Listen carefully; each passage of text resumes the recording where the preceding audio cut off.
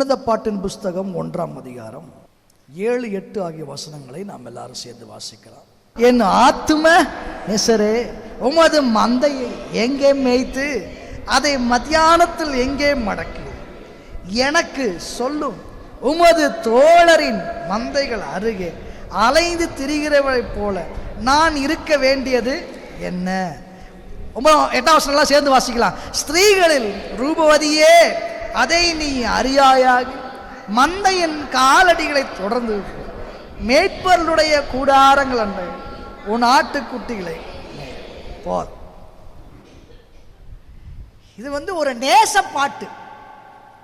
அந்த பாட்டை வாசிக்கும் போது நமக்கு என்ன வரணும்? ஒரு நேசம் வரணும். பாட்டு வரணுமா? நேசம் கலந்து வரணும். அல்லேலூயா. நேற்று குடும்ப ஐக்கிய கூடுகை நடைபெற்றது. அதில் இந்த வசனங்களை அடிப்படையாக கொண்டு தான் கர்த்தருடைய வார்த்தையை பகிர்ந்து கொண்டேன். இதுக்கு முந்தின வசனங்களை அடிப்படையாக கொண்டு இந்த வசனத்தை கூட முடிச்சிட்டேன். ஆனால் ஆண்டவர் எனக்கு ஏற்கனவே இந்த வசனத்தை குறித்த ஒரு வெளிச்சத்தை கொடுத்து கொண்டே வந்தார். அதுதான் இன்றைக்கு காலையில் உங்களோடு பேசும்படி விரும்புகிறேன். நேற்று செய்தியின் தொடர்ச்சியாக கூட எடுத்துக்கொள்ளலாம். இன்றைக்கு புதிதாக வந்திருக்கிறவர்களும் புரியும்படி தான் அந்த செய்தி இருக்கும். ஒரு மணவாளனும் மணவாட்டியும் பேசிக்கொள்ளுகிற சம்பாஷணை. இந்த புஸ்தகத்துக்கு பேர் என்னதுங்க? உன்னத பாட்டு. எல்லாம் ஆயத்தம் சொல்லுங்க. உன்னத பாட்டு. பாட்டு பைபிள்ல பாட்டு புஸ்தகம், பாட்டாகமங்கள், கவிதைகள் அப்படின்னு சொல்லலாம். பாட்டாகமம் அப்படின்னு இந்த உன்னத பாட்டு மாத்திரம் இல்லை. நீங்க யோபு புஸ்தகத்தையே மூலமொழி எடுத்தீங்கன்னா, மூல பாஷையில் அது கவிதை நடையில தான் இருக்கு. அவனோட சரித்திரம் கவிதை நடையில எழுதப்பட்டிருந்துச்சு. அப்போ யோபுவிலிருந்து எடுத்துக்கொள்ளலாம். யோபு, சங்கீதம். நமக்கு தெரிஞ்ச ஒரே பாட்டு இதுதான், சங்கீதம் தான். எனக்கும் அப்படிதான். அது மாத்திரம் இல்லை, அந்த சங்கீதம் மறக்காமல் இருக்கிறதுக்கு ஆண்டவர் இந்தியாவில் ஒருத்தர் எழுப்பியிருக்காரு. அவர் சங்கீதத்திலிருந்தே பாட்டா பாடுறாரு. உங்களுக்கு தெரியும், ஃபாதர் பிரெக்மான்ஸ். நான் சின்ன வயசுல நினைச்சிட்டேன் அவர் எழுந்த பாட்டு தான்.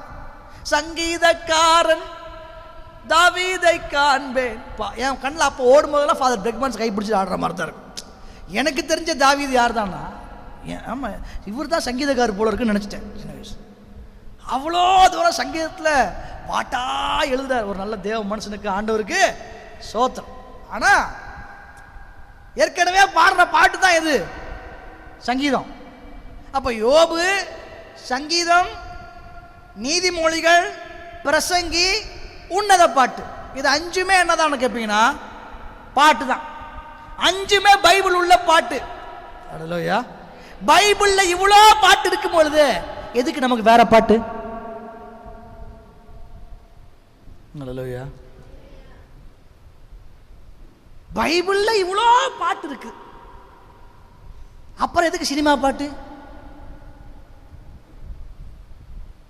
உன்னத பாட்டுன்னு போட்டிருக்கு. நிறைய பாட்டு இருந்தாலும் நேரா பாட்டு அப்படின்னே வர புக்கு என்ன புக்கு தானா? உன்னத பாட்டு. அதாவது ஒரு விசுவாசியின் வாழ்க்கையில பாட வேண்டிய பாட்டு என்று இருந்தால் அது உன்னத பாட்டா தான் இருக்கணும். உன்னத பாட்டுனா உன்னதமான தேவனை குறித்த பாட்டு. அல்லேலூயா. ஆமா, அவர் உன்னதர், அவரை நான் சேவிக்கிறேன். அப்ப என் வாயிலிருந்து வர பாட்டு எதுவா இருக்கணும்? ஆமா, உன்னதமான தேவனுக்குரிய பாட்டா இருக்கணும். அவர் வசனத்தை அடிப்படையாக கொண்டு எழுதப்பட்டிருக்கணும். எல்லா பாட்டையும் எடுத்து ஒரு விசுவாசி என்ன பண்ணக்கூடாது? பாடக்கூடாது, போடக்கூடாது. புரியுதா புரியலையா? எதுல போடக்கூடாது?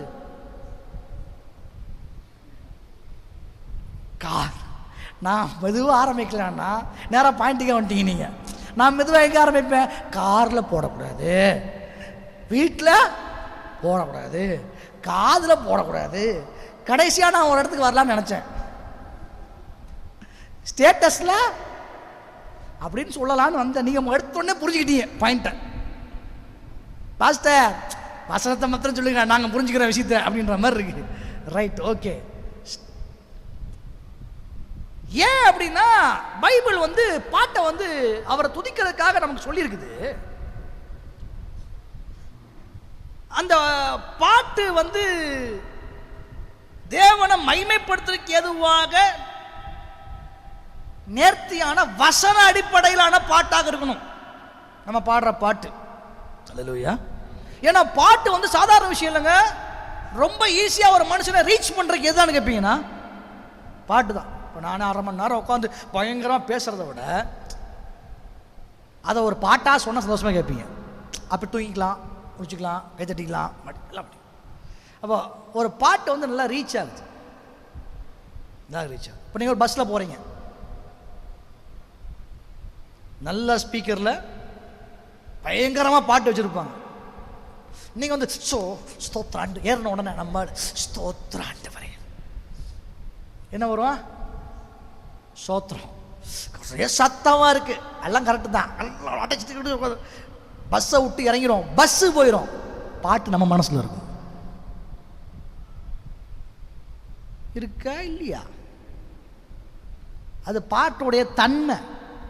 நீங்கள் அதிகாலையில் எழுந்திரிச்சிங்க, டீ கடைக்கு போங்க, இது ஒரு கடைக்கு போங்க, அங்கே பாட்டு போட்டிருப்பாங்க. காலைல ஒரு காஃபி குடிச்சிட்டு வருவீங்க, காஃபியுடைய அந்த அரோமா, அந்த காஃபியோட அரோமாவே போயிடும். ஆனால் காஃபி குடிக்கும் போது கேட்ட பாட்டு இப்போ நான் மாத்திரம் ஹம் பண்ணா நீங்கள் கூட பாடுவீங்க. ஏன் அப்படின்னா பாட்டு அந்த அளவுக்கு என்ன ஆகுது? ரீச் ஆகுது. தேவன் வந்து இந்த பாட்டை அவரை துதிக்கிறதுக்காக நம்ம கொடுத்திருக்கிறார்.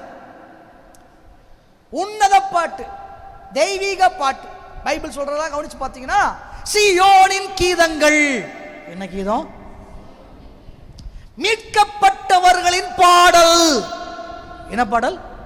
கர்த்தரால் மீட்கப்பட்டவர்கள் ஆனந்த களிப்போடு பாடி சீயோனுக்கு திரும்ப வருவார்கள். மீட்கப்பட்டவர்களின் பாடல், தேவனால் அருளப்பட்ட பாட்டு இல்லையா? தேவனால் அருளப்பட்ட பாட்டு. எப்படி? உளையான சேற்றிலிருந்தும் பயங்கரமான குழியிலிருந்தும் அவர் நம்மளை தூக்கி எடுத்து கண்மலையின் மேல் நம்முடைய கால்களை உறுதிப்படுத்தி அவரை துதிக்கும் புது பாட்டை என் வாயிலே தந்தார். அப்ப பாருங்க, அவரை துதிக்கும் பாட்டு, புது பாட்டு, தேவனால் அருளப்பட்ட பாட்டு. மீட்கப்பட்டவர்கள் அன்றி வேறு ஒருவராலும் பாடக்கூடாத பாட்டு. இதெல்லாம் தேவன் யாரு கொடுத்துக்கிறாரு? எனக்கு, உங்களுக்கு, நமக்கு தான் இந்த பாட்டு. ஆனா இவ்வளவு பாட்டும் தெரியாது. நம்பாலு இந்த பாட்டெல்லாம் விட்டுட்டு நாமும் தேடி கண்டுபிடிச்சு பாடுறோம் பாருங்க.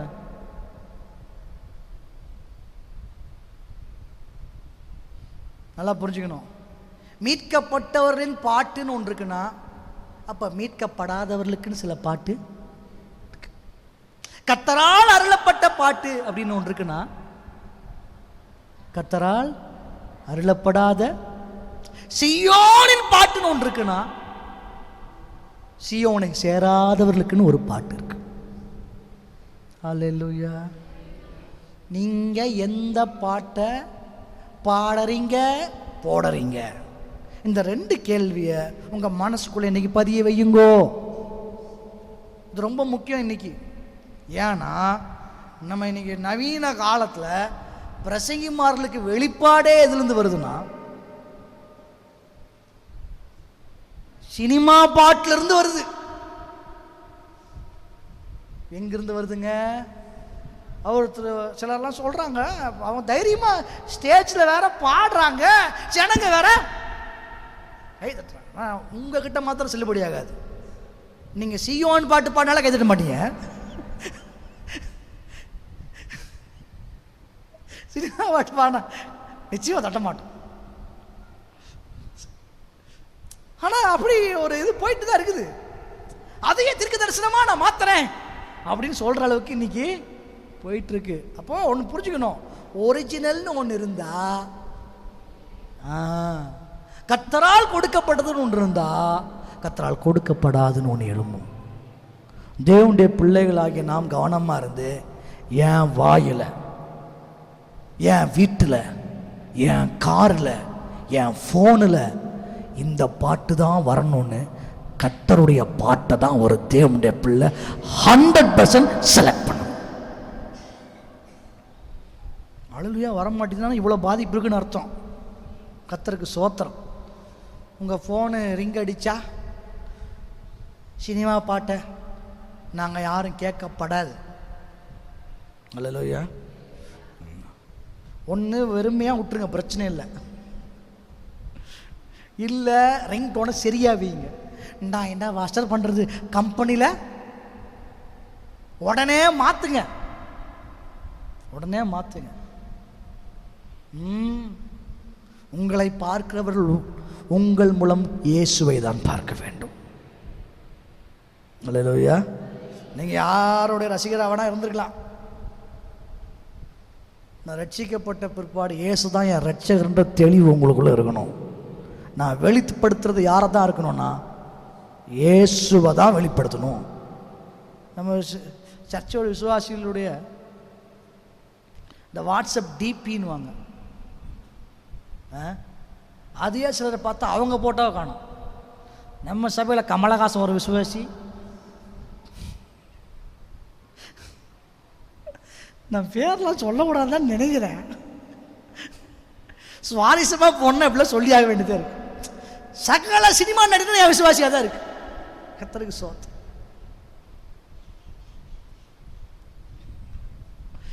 ஏன்னா அவங்க போட்டோ வைக்கிறது இல்லை, இவர் போட்டோ.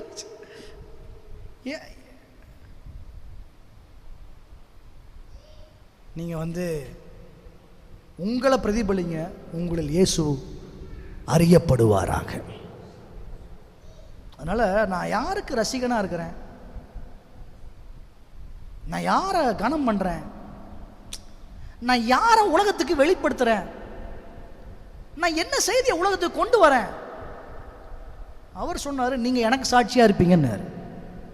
நீங்க எனக்கு சாட்சியா இருப்பீங்கன்னு சொல்லி தான் அவர் ரத்தத்தை ஊற்றி நம்மளை கழுவி கொண்டு வச்சு எல்லாத்தையும் வாங்கறதுக்கு நம்ம கிருபை கொடுத்து, அறிவை கொடுத்து, ஞானத்தை கொடுத்து, புத்தியை கொடுத்து, கண்ணை தெளிவாக கொடுத்து, ஃபோனை கொடுத்து, எல்லாத்தையும் கொடுத்து வச்சிருக்காரு. பின்ன நீங்க அவரை வெளிப்படுத்தாம வேற ஒரு ஆள் வெளிப்படுத்துறதுக்கு எத்தனை கொடுத்தாரு? என்னோட பாடல்கள் என் ஆண்டவரை மகிமைப்படுத்துறதா இருக்கும். சில பாட்டு இருக்கு, அது ஆரம்பம் நல்லா தான் இருக்கும், 4 வரி நல்லா போகும், 5வது வரியில் எடக்கு முடக்கா ஒன்று உள்ள வந்திருக்கும். அப்படி சில பாட்டுலாம் இருக்குது. 6வது வரி அவர் விருப்பம் இருக்கும், விருப்பம்னா அது வேற மாதிரி இருக்கும், வசனத்துக்கு ஒத்து வராத விருப்பமாக இருக்கும். 7வது வரியில் திரும்ப வந்துடுவாங்க. நம்ம என்ன பண்ணோம், அந்த 5வது வரையும் 6வது வரையும் நறுக்கி விட்டு அது சரி செய்யணும். கர்த்தருக்கு ஸ்தோத்திரம். நம்ம பாட்டு எதனை அடிப்படையில்னா வசன அடிப்படையில். நம்முடைய பாடல் எதன் அடிப்படையில் தான் ஆவியானவருடைய தூண்டுதலின் அடிப்படையில். நம்முடைய பாடல் எதன் அடிப்படையில் இருக்குன்னா நம்முடைய விசுவாசத்தின் அடிப்படையில். இதில் ஒரு தேவனுடைய பிள்ளை முதலாவது கிளியர் ஆகணும். அல்லேலூயா. ஆமாம், இன்னையிலிருந்து அந்த கமலஹாசனும் அந்த எம்ஜிஆரும் அந்த ரஜினியும் அந்த விஜயும் அந்த அஜித்தும் ரட்சிக்கப்பட்டு நம்முடைய சபையில் முகமாற்றம் அடைய வேண்டும், மாறணும், சரியாகணும். கர்த்தருக்கு ஸ்தோத்திரம் உண்டாவதா. சரி, உன்னத பாட்டு மணவாளனும் மணவாட்டியும் பாடுற சாலமோனின் உன்னத பாட்டு என்று சொல்லியிருந்தாலும் நாம் எடுத்துக்கொள்ளும் பொழுது அதை எப்படி எடுத்துக்கொள்ள வேண்டும்னா எந்த பார்வையில் பார்க்க வேண்டும் என்றால் இயேசுவும் நானும் என்று அந்த பார்வையில் பார்க்க வேண்டும்.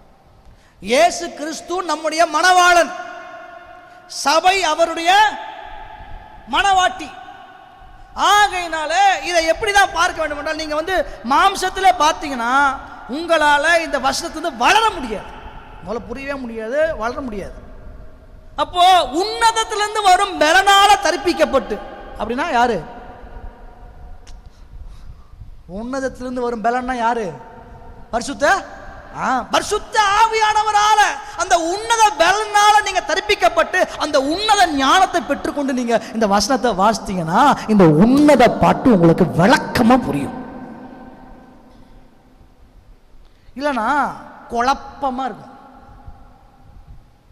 சில வார்த்தையை நேராக எடுத்துக்கணும், சில வார்த்தையை அதுக்கு பின்னால் சொல்ல ஒரு செய்தி இருக்கும், சில வார்த்தைக்கு சில அர்த்தம் இருக்கும். அதை அந்த அர்த்தம் நீங்கள் உலக அர்த்தத்தின்படி டிக்ஷனரி போட்டு கண்டுபிடிக்க முடியாது, கூகுளில் போட்டு கண்டுபிடிக்க முடியாது. பைபிள் என்ன சொல்றாரு? என் வேதத்தை தேடி வாசிங்கள், அவைகள் ஒன்றும் ஜோடி இல்லாமல் இராது. கர்த்தருடைய வாய் அதை சொல்லிட்டு அவருடைய ஆவி அதை சேர்க்கும். அப்போ நீங்க அங்க இங்க தினமும் கர்த்தருடைய வசனத்தை வாசிக்க வாசிக்க வாசிக்க வாசிக்க உன்னத பாட்டுக்கு வந்து ஒரு வார்த்தையை வாசித்தாலே உங்களுக்கு புரியும். ஆஹா, இதை தான் மத்தேயுல சொன்னாரு, இதை தான் வெளிப்படுத்தல சொன்னாரு, இதை தான் தானியேல சொன்னாருன்னு யார் சொல்லி கொடுப்பானா? உங்களுக்குள் இருக்கிற ஆவியானவர் தேவனுடைய வாயிலிருந்து புறப்பட்ட ஒவ்வொரு வார்த்தையும் கோர்த்து கோர்த்து கோர்த்து கோர்த்து கோர்த்து கோர்த்து அன்னைக்கு உங்களுக்கு என்ன மெசேஜை சொல்ல விரும்புறாரோ அந்த மெசேஜை உங்களுக்கு அர்ப்பிப்பார். உன்னத பாட்டுக்கு ஆவியானுடைய நடத்துகளை சார்ந்து கொள்ள வேண்டியது ரொம்ப அவசியம். அல்லேலூயா. சரி, உன்னத பாட்டு. இந்த உன்னத பாட்டுல மணவாட்டி தன் ஆத்தும நேசரை பார்த்து பாடுகிறார். என்ன பாடுகிறார்? ஆத்தும நேசரே, உமது மந்தையை நீர் எங்கே மேய்த்து அதை மத்தியானத்தில் எங்கே மடக்குகிறீர்? எனக்கு சொல்லும். உமது தோழரின் மந்தையின் அருகே அலைந்து திரிய வேண்டியது என்ன?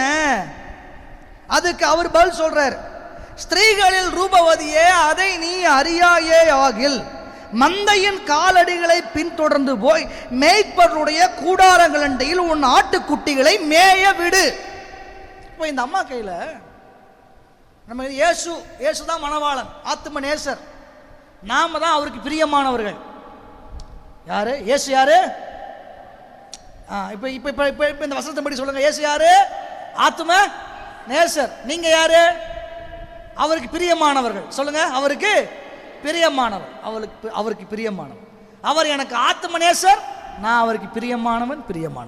இப்ப நான் அவரை பார்த்து கேட்கிறேன், ஆத்தும நேசரே, நீர் உமது மந்தையை எங்கே மேய்த்து அதை மத்தியானத்தில் எங்கே மடக்குகிறீர்? அதை எனக்கு சொல்லும். நான் அங்கேயும் இங்கேயும் அலைந்து திரிய வேண்டியது என்ன? அப்பா, உம்முடைய சபையை எப்படி நடத்துகிறீர்? உம்முடைய மக்களை எப்படி நடத்துகிறீர்? உம்முடைய கூட்டத்தை எப்படி நடத்துகிறீர்? உமக்குரியவர்களை எப்படி நடத்துகிறீர்? எனக்கு சொல்லும். என் வீட்டில் புள்ள குட்டி இருக்கு, எனக்கு ஒரு குடும்பம் இருக்கு. நீர் உமது சபையை நடத்துவது போல, நீர் உமது மக்களை நடத்துவது போல உம்முடைய வளர்ச்சியில நானும் என் குடும்பமும் வளரணும்பா. எனக்கு சொல்லுங்கப்பா. ஆத்தும நேசரே, எனக்கு சொல்லும். Teach me Lord my beloved to bring my family according to your will. உம்முடைய சித்தத்தின்படி என் குடும்பத்தை கொண்டு வரதுக்கு எனக்கு சொல்லுங்கப்பா. உடனே ஆத்தும நேசர் ரெஸ்பாண்ட் பண்றார். ஓ அழகே, அப்படிதான் போட்டிருக்கு. எப்படி இருக்கு?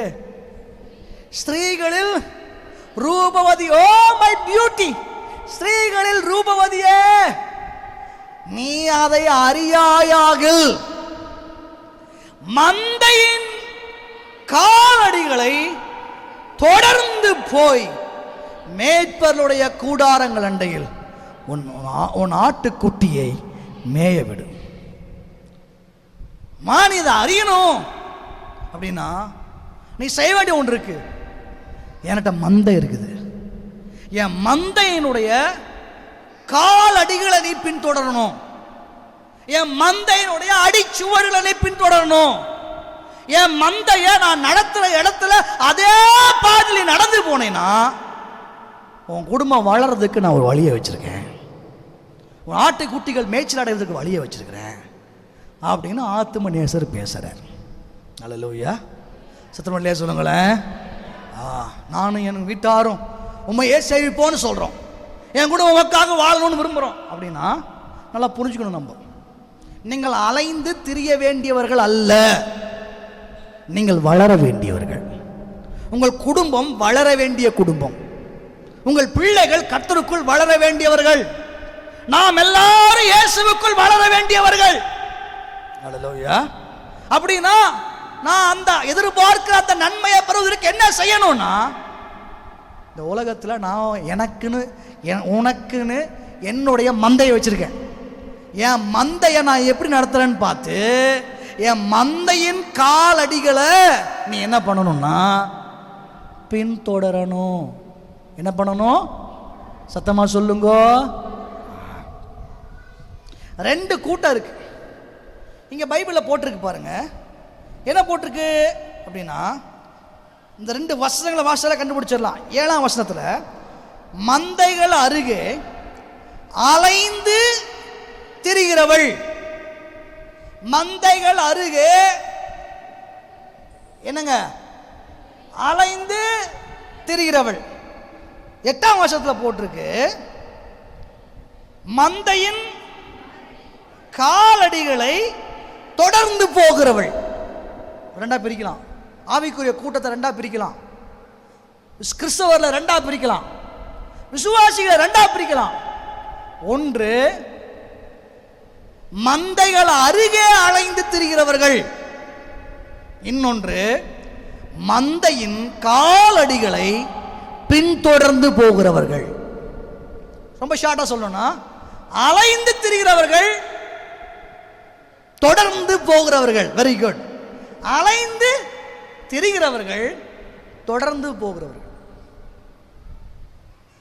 அலைந்து திரிந்ததா நீ நினைச்ச வளர்ச்சி அடைய முடியாது. நீ பின்தொடர்ந்து போனா நீ எதிர்பார்த்த வளர்ச்சி கிடைக்கும் அப்படின்னு ஆத்தும நேசர் சொல்றார். எதை பின்தொடர்ந்து போக?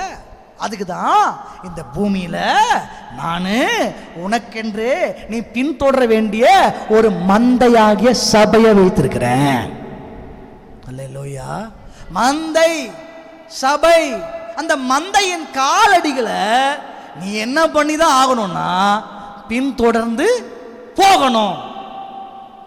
சபை அப்படின்னு வரும்பொழுது சபைக்கு ஒரு தரிசனம், சபைக்கு ஒரு சத்தியம், சபைக்குரிய அந்த வெளிச்சம், இதெல்லாம் தேவன் சபையில் வச்சிருக்காரு. நம்ம வந்து சபையோடு ஒட்டிக்கொள்ள பழக்கப்பட வேண்டும், பழக்கப்படுத்திக் கொள்ள வேண்டும். நம்மையும் நம்முடைய பிள்ளைகளையும் சபையோடு உள்ள ஐக்கியத்தில் உறுதிப்படுத்த ஒரு விசுவாசி ஸ்டெப் எடுக்கணும் முதலாவது. அப்பதான் நம்ம எதிர்பார்க்கிற ஆவிக்குரிய வளர்ச்சி நம்முடைய குடும்பத்தில் உண்டாகும். மந்தையின் காலடிகளை பின்தொடரணும். மந்தையோடு கூட நீ வந்து ஸ்ட்ராங்கா இருக்கணும். நீ தொடர்ந்து போகணும். அப்படி இல்லைன்னா அங்க இங்க இங்க அங்க, அந்த வாரம் அந்த சபை, முந்தின வாரம் அந்த சபை, போன வருஷம் அந்த சபை, இந்த வருஷம் இந்த சபை, அங்க ஒரு கூட்டம், இங்க ஒரு கூட்டம், அதுக்கு ஒரு கூட்டம், இதுக்கு ஒரு கூட்டம், இப்படி கூட்டம் கூட்டமா போவோம். கிட்ட போற மாதிரி இருக்கும், ஆனா நம்மளால தொடர்ந்து போக முடியாது. அல்லேலூயா. நம்ம தொடர்ந்து போகிறதுக்குன்னு தேவன் நமக்கு ஒரு சபையை வைத்திருக்கிறார். அல்லேலூயா. அலைந்து திரிகிற பலர் இருக்கிறாங்க, தொடர்ந்து போகிற பலர் இருக்கிறாங்க. கர்த்தர் எனக்கு கொடுத்த சபை, கர்த்தர் எனக்கு கொடுத்த ஊழியர், கர்த்தர் எனக்கென்று இந்த பட்டணத்தில் கொடுத்துருக்கிற ஆவிக்குரிய சபை இதுதான். இந்த தெளிவு நமக்கு இருந்தா நம்ம அலைந்து திரியவர்களாக இருக்க மாட்டோம், தொடர்ந்து போகிறவர்களாக இருப்போம். அல்லேலூயா. நல்ல சொல்லுங்க பார்க்கலாம், சத்தமல்லே சொல்லுங்க பார்க்கலாம். இது ரொம்ப முக்கியம், இது ரொம்ப முக்கியம். முதல்ல நம்முடைய ஆவிக்குரிய வளர்ச்சியில் நம்ம ஸ்டடி பண்ண வேண்டிய ஏரியா இந்த ஏரியா.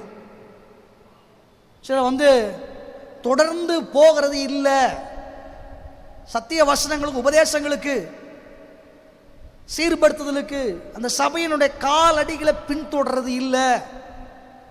அப்ப ஆவிக்குரிய வளர்ச்சியை நம்ம அடைய முடியாது. அதுல பெரிய சிக்கல் இருக்கு, பெரிய சிக்கல் இருக்கு.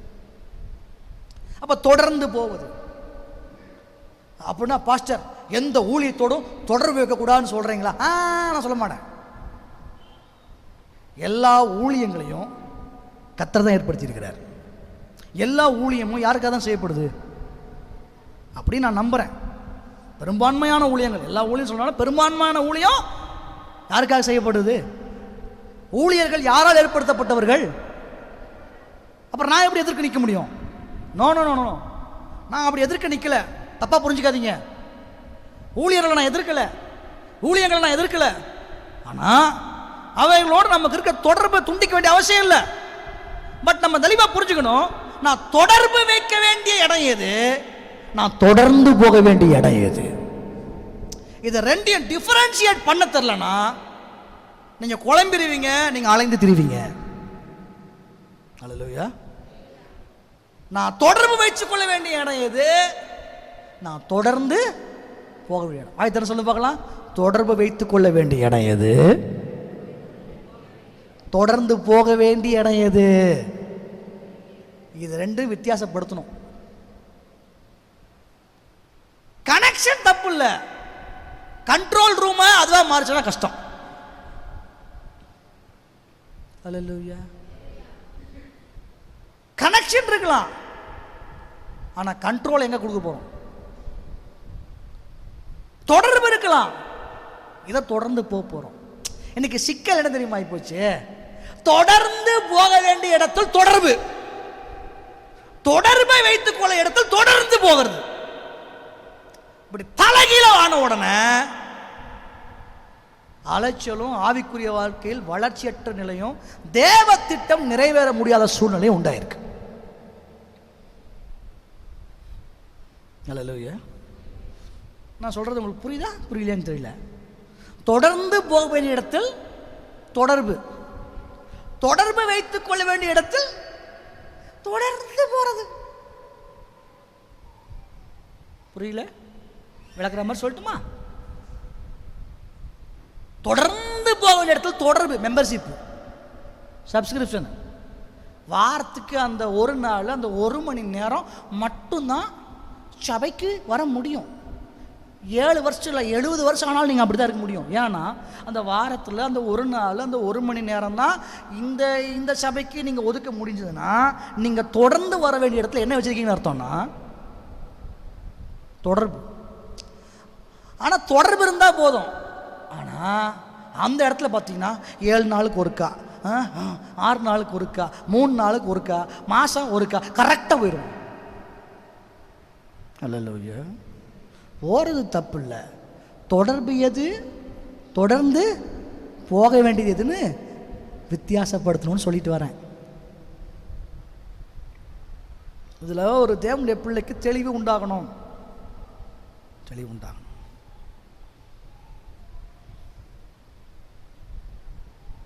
வாரத்தில் ஒரு நாள் 1 மணி நேரம், 1/2 மணி நேரம் ஒரு பிரசங்கம். அதுக்கு ஆனால் எனக்கு தான் ஒரு பிரசங்கியார் இருக்கிறாரு, டிவியில் ஆன் பண்ணாலே அவர் வந்துடுவார், தினமும் அவர் பிரசங்கம் தான் கேட்பேன். அவரை அப்புறம் அங்கே கூட்டாச்சா போறீங்க, இங்கே கூட்டாச்சா போறீங்க, இங்கே கூட்டாச்சா போறீங்க, இங்கே கூட்டாச்சா போயிடுவேன். ஒரு பிரசங்கத்தெல்லாம் கேட்கறது பாஸ்டருக்கு பிடிக்கல அதனால பேசுகிறார் அப்படின்னு நினச்சிக்க வேண்டாம். ஆண்டவர் எல்லா இடத்துலையும் பேசுவார். யாரை கொண்டும் நான் அதற்கு எதிரான, நான் அதை விசுவாசிக்கிறேன், பரிபூர்ணமாக விசுவாசிக்கிறேன். ஆனால் ஆண்டவர் எனக்கு கொடுத்த மந்தை எது, நான் பின்தொடர வேண்டிய இடம் எது, சபை எது என்ற ஒரு தெளிவு வேண்டும். இதுதான் சொல்ல வர, இதான் சொல்ல.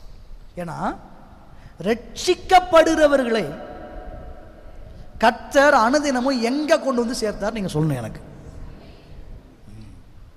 ஏன் அப்படின்னா ரட்சிக்கப்பட்ட ஒருத்தனுக்கு சபைதான் பிரதானம் அப்படின்றத தேவன் தெளிவா புரிஞ்சுதான் ரட்சிக்கப்படுறவர்களை எங்க கொண்டு வந்தாரு. அப்போ சர்ச் நான் பின்தொடர வேண்டிய மந்தையின் காலடி எனக்கு இருக்கு. அப்ப அதை நான் கவனமா செய்யணும். அதாவது தவறு இல்லை, ஒரு சில நேரத்தில் நமக்கு வந்து சில ஊழியர்கள் மேல் ஒரு தனிப்பட்ட பாசம் இருக்கும். இல்லாமல் இருக்குமா? உங்களுக்கு இருக்கா இல்லையா? ப்ராக்டிக்கலாக பேசுகிறேன் நான், எனக்கே இருக்கு, உங்களுக்கு இல்லாமல் இருக்குமா? சிலர் சொல்லலாமா சொல்ல வேண்டாமா? இவர் பேசுறதை பார்த்தா சொல்லலான்னு தோணுது, ஆனால் இவர் என்ன பேச போறாருன்னு யோசித்தா சொல்ல வேண்டான்னு சரி அப்படியே வச்சுக்கோ. மனசுக்குள்ள இருக்கும். எல்லாருக்கும் சில ஊழியர்கள் மேலே ஒரு தனிப்பட்ட இருக்கலாம். ஒன்றும் சொந்தக்காராக இருப்பாங்க, ரொம்ப படித்த மாணவனாக இருப்பாங்க, உங்கள் ஊர்லேருந்து எழும்பின ஊழியர்களாக இருப்பாங்க, இப்போ நம்ம குடும்பத்துலேருந்து எழும்பின ஊழியர்களாக, எப்படியோ இப்படி நமக்கு இருக்கும், ஒரு பாசம் இருக்கும், ஒரு பற்று. ஆனால் அவர்கள் எல்லாரோடும் தொடர்பு வைத்துக் கொள்வது நல்லது. அவர்களை உற்சாகப்படுத்தலாம், தாங்கலாம்.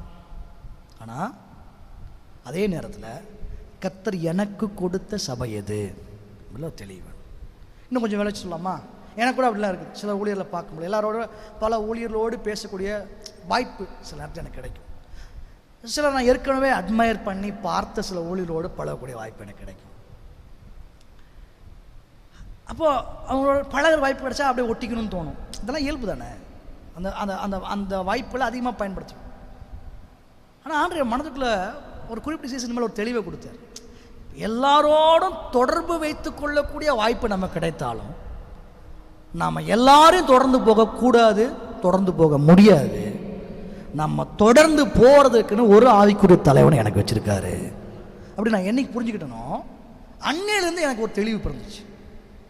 ஆன் தட் டே எல்லாரும் கனம் பண்ணுறேன், நேசிக்கிறேன். அவங்க ரொம்ப சில நேரத்தில் பிரபல்யமான ஊழியர்லாம் ஒருத்தவங்க மாறும் பொழுது ஈர்க்கிற சக்தி இயல்பாகவே அவங்களுக்குள்ள இருக்குது. அவங்க ஒரு ஈர்ப்பு சக்தியாக மாறுகிறாங்க. அரசியல்வாதி எடுத்துக்கொள்ளுங்களேன். அவங்க பாருங்கள், ரோட்டில் ஓட்டு கேட்டுருக்கும்போது ஒரு சீசன் அது இறங்கி ஓட்டு கேட்குறது, அதை பண்ணுறது, இதை பண்ணுறது. அப்போ ஜனங்க கொஞ்சம் கொஞ்சமாக பார்த்து வராங்க. ஒரு குறிப்பிட்ட சீசனுக்கு மேலே அவங்க ரோட்டில் வந்து ஓட்டு கேட்குறதே இல்லை. அவர் ஆஸ்பத்திரியிலேருந்து நான் படுத்துக்கொண்டே ஜெயிப்பேன் அப்படி பேசுகிற அளவுக்கு